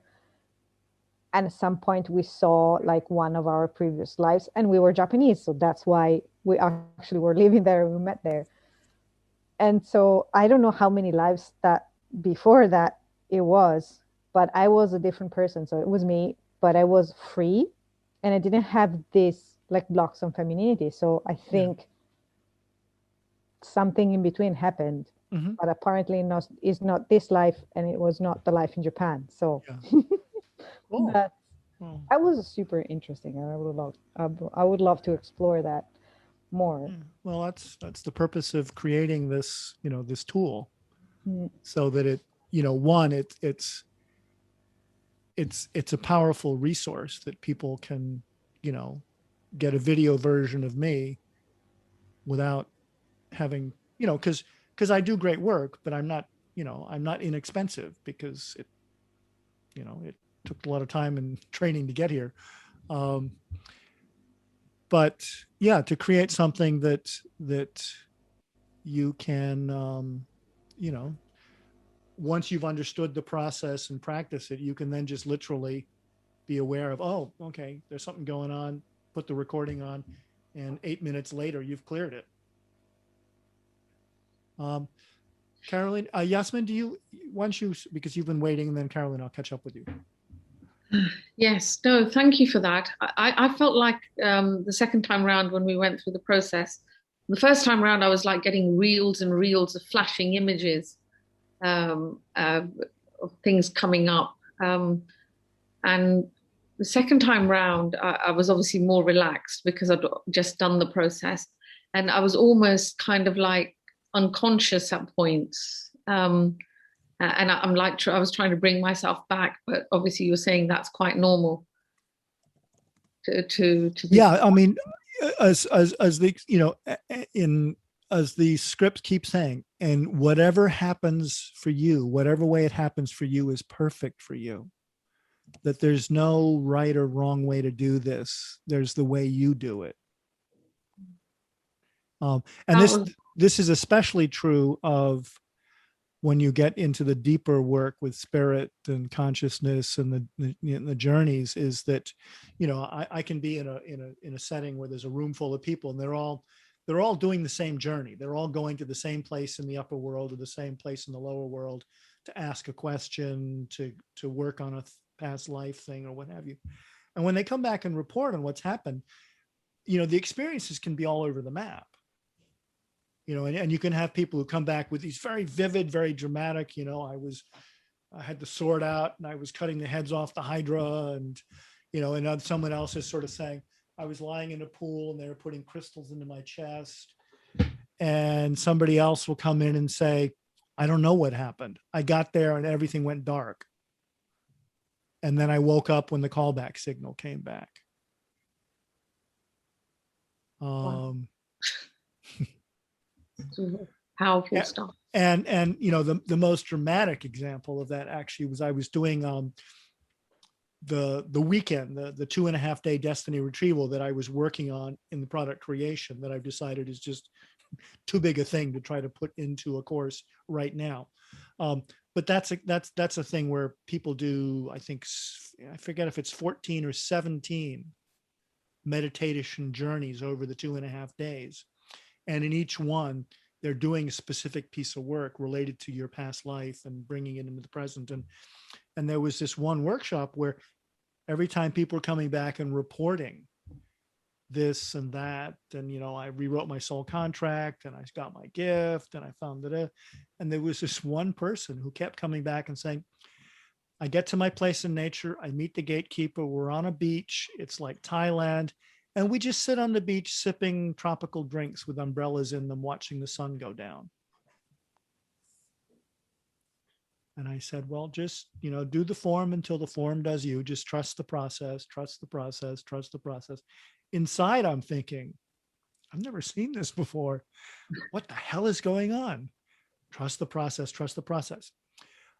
On the last journey but one, they came back and they had done everything. They arrived at the beach. They saw the wounding. They healed the wound. They saw the contract. They rewrote the contract. They met their lost self. They brought their lost self back. They went to the cave of treasures. They got the treasures. They met their power animal. They met their celestial parents. They found out what they were here to do within their lifetime. It all happened in one journey. Amazing. But I was completely freaked out on some level because I'm thinking, for 2.5 days, they're coming back with, well, we just sat on the beach, with the drinks and the umbrella. And these other people are talking, I was in the labyrinth and I was cutting the head off the dragon. And then we were, burning the contract and putting the seals. And then I met myself and I carried them in my heart out of the furnace. And then I got the treasure and I kept telling them, just trust the process. So however you do it, between you, your higher self, your unconscious mind, your spirit guides, it's the way you do it. That's amazing. So I'm going to go to sleep in the next half an hour. So I think this is going to carry on through the night for me. Oh, it will. It will. Yeah. Good for you. Thank you so much, Andrew. Oh, you're welcome. And Carolyn, your question is? Yep. My question was about the script and the speed of which you were speaking. Was it quick because it's supposed to be quick, or was it quick because you were? So it's supposed to be that fast, the process. Yeah. When Lisa does it, thanks, Marcus. I'll see you. When Lisa does it, and she's been doing it for 20 years, she goes so fast you almost you can understand it, but it's like a speeded up recording, because she's speaking to your unconscious mind and your higher self.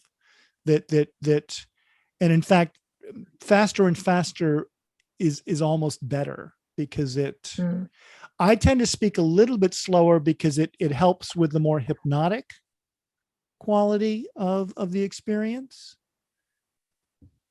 But the whole okay, now go back, all right, come back, go to the future, come back, is that supposed to be fast as well? That can be pretty quick. Yeah.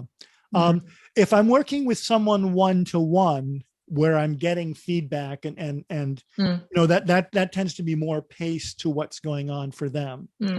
In a group, you just have to sort of set some kind of a pace and just follow it.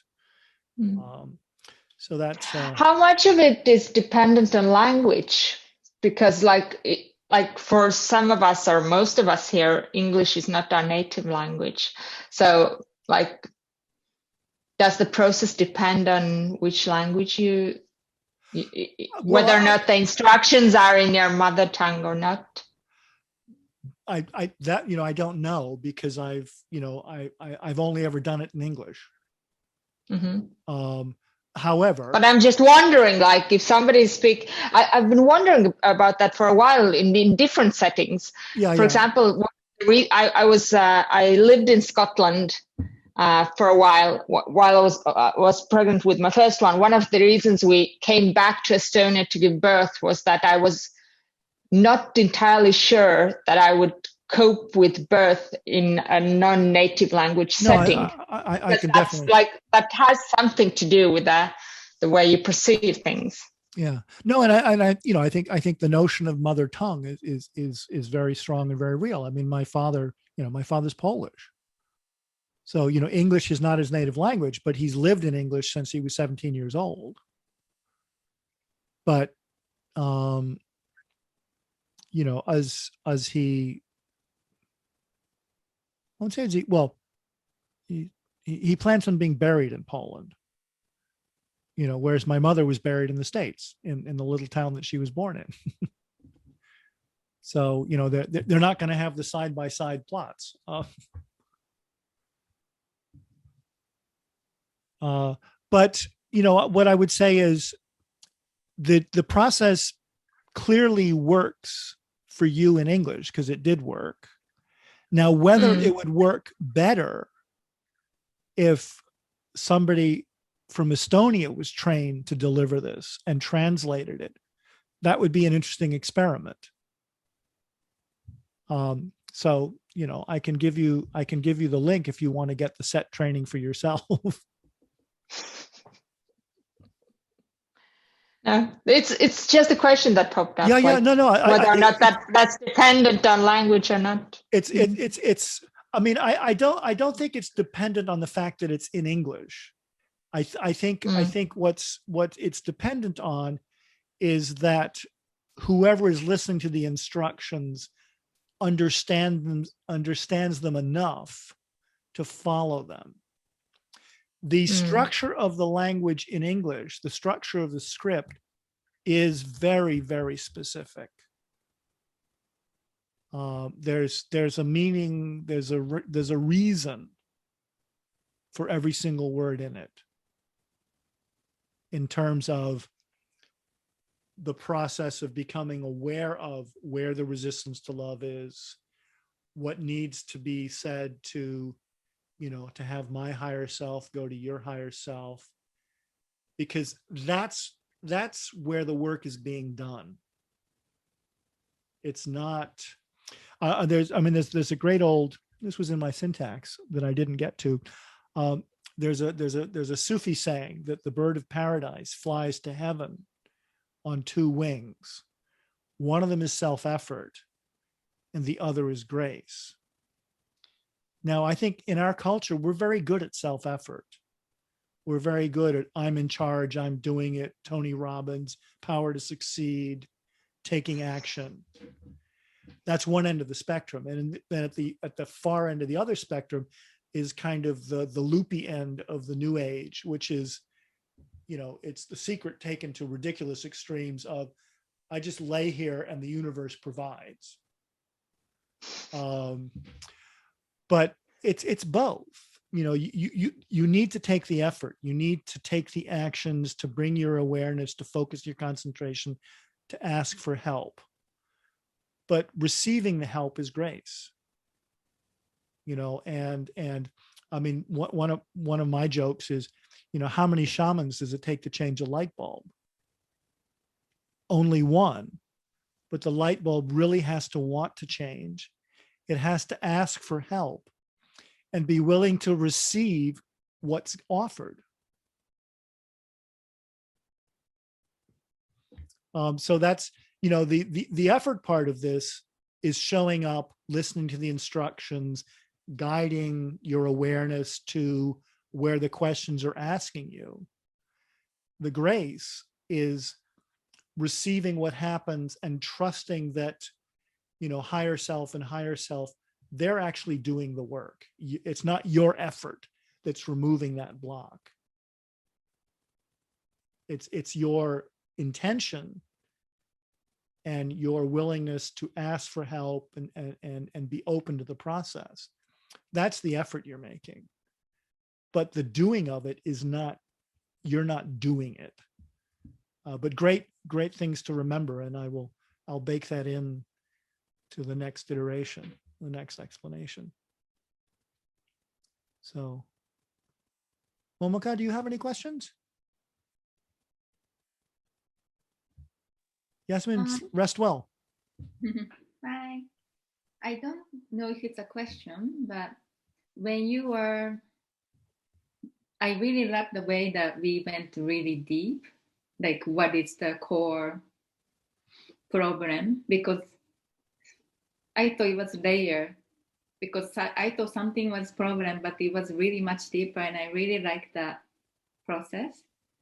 And I was always aware, but that's something I was trying to ignore. It was basically, it's something I've never told anyone, and it's still somewhere deep. And I got to work on that, so it was great.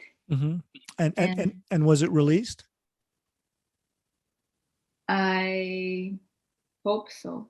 I think someone did.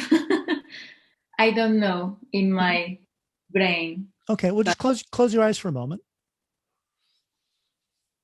And just breathe in and out. And I know you don't know, but let's ask your conscious mind, your unconscious mind, and your higher self. If you were to know, was it released? Yes or no? Yeah. Okay, it was released. Okay.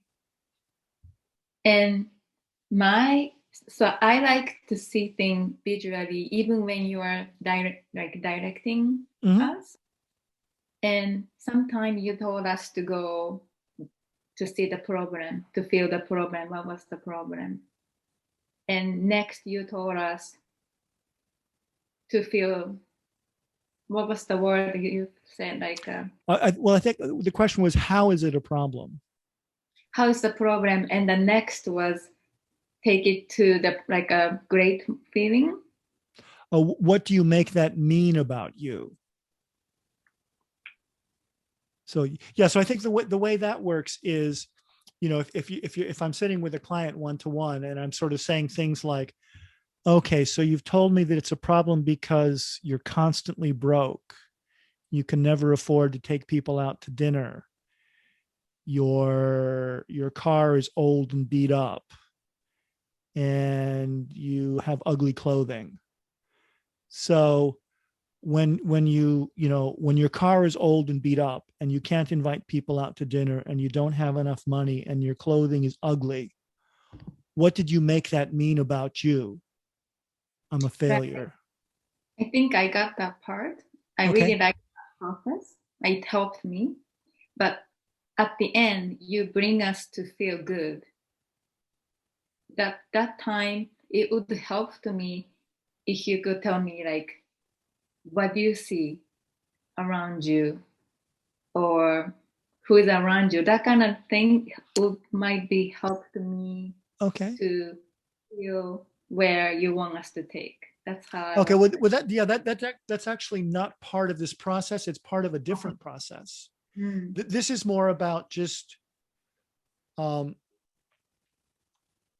the analogy I use actually when I talk about this is, one way of thinking about this is, you think about in the old days with big old wooden ships and sails and stuff, the British Navy, back in the 17th century, those ships could be gone for 2, 3, 4, 5 years at a time. They leave England and they'd be wandering around the world. And in that time, they would get grown with barnacles and seaweed and stuff on the hull that would slow them down. And the rigging would, the rope would get frayed and worn, and the sails would.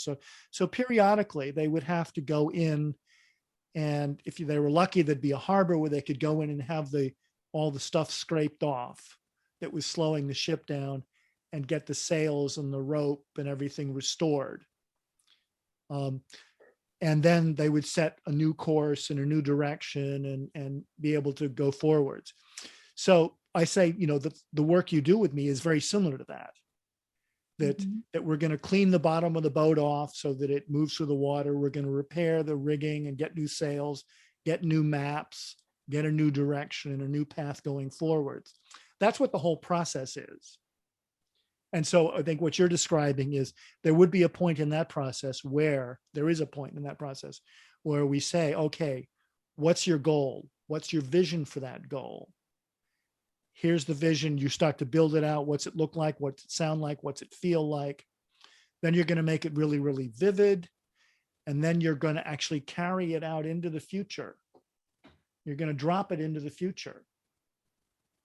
And then it's going to connect back through all the events between then and now, so that it's out there pulling you towards it. So yeah, that's definitely something we do.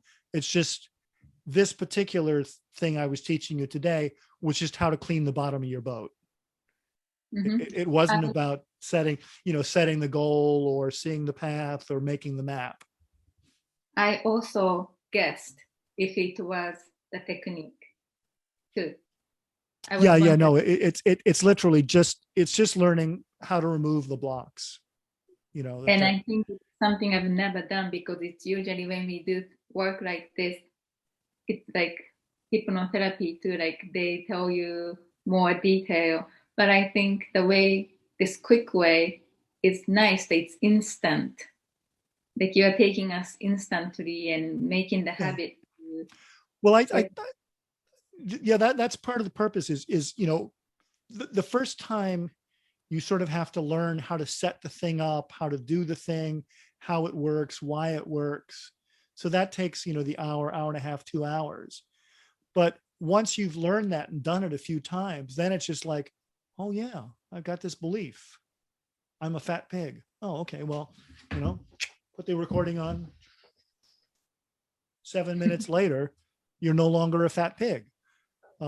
And Lisa, who invented this stuff and developed it and has been doing it for 20 years, she still does set on herself, or actually her top tutor, they take turns doing it on each other, because they say stuff is constantly, you can clear out all the past stuff, but your brain, your mind, your experiences make new ones all the time. So yeah, I mean, eventually when it gets turned into something, right now it's all one big mass recording. It's going to get turned into, like Eric's, WildFit thing. There'll be, a series of short sequential videos preparing, setting you up, this, that, and the other. And then there'll actually just be an audio recording, releasing anger, releasing sadness, releasing guilt, releasing fear, releasing negative beliefs, so that you'll just have a page where, okay, I'm pissed off, bing, let's go release anger. I think the frustrated was better for me too. Angry, I wasn't like somebody pulling. I was trying to look, well, am I angry? But if you told me frustrated, I could get it easier. Yeah, well, no, and that's something that's very true, both culturally and gender. Many women, do not relate to being angry, but they sure relate to being frustrated. And it's just a social construct, Girls are not supposed to be angry. I'm not saying I believe this. I'm just saying that's the rules that a lot of people have internalized. I mean, I'm someone who grew up with very strong rules on anger. So I've lost my temper about 3 times in my life. And, but I spend an awful lot of time feeling frustrated and using really, really rude words at my computer. But no, I'm not angry.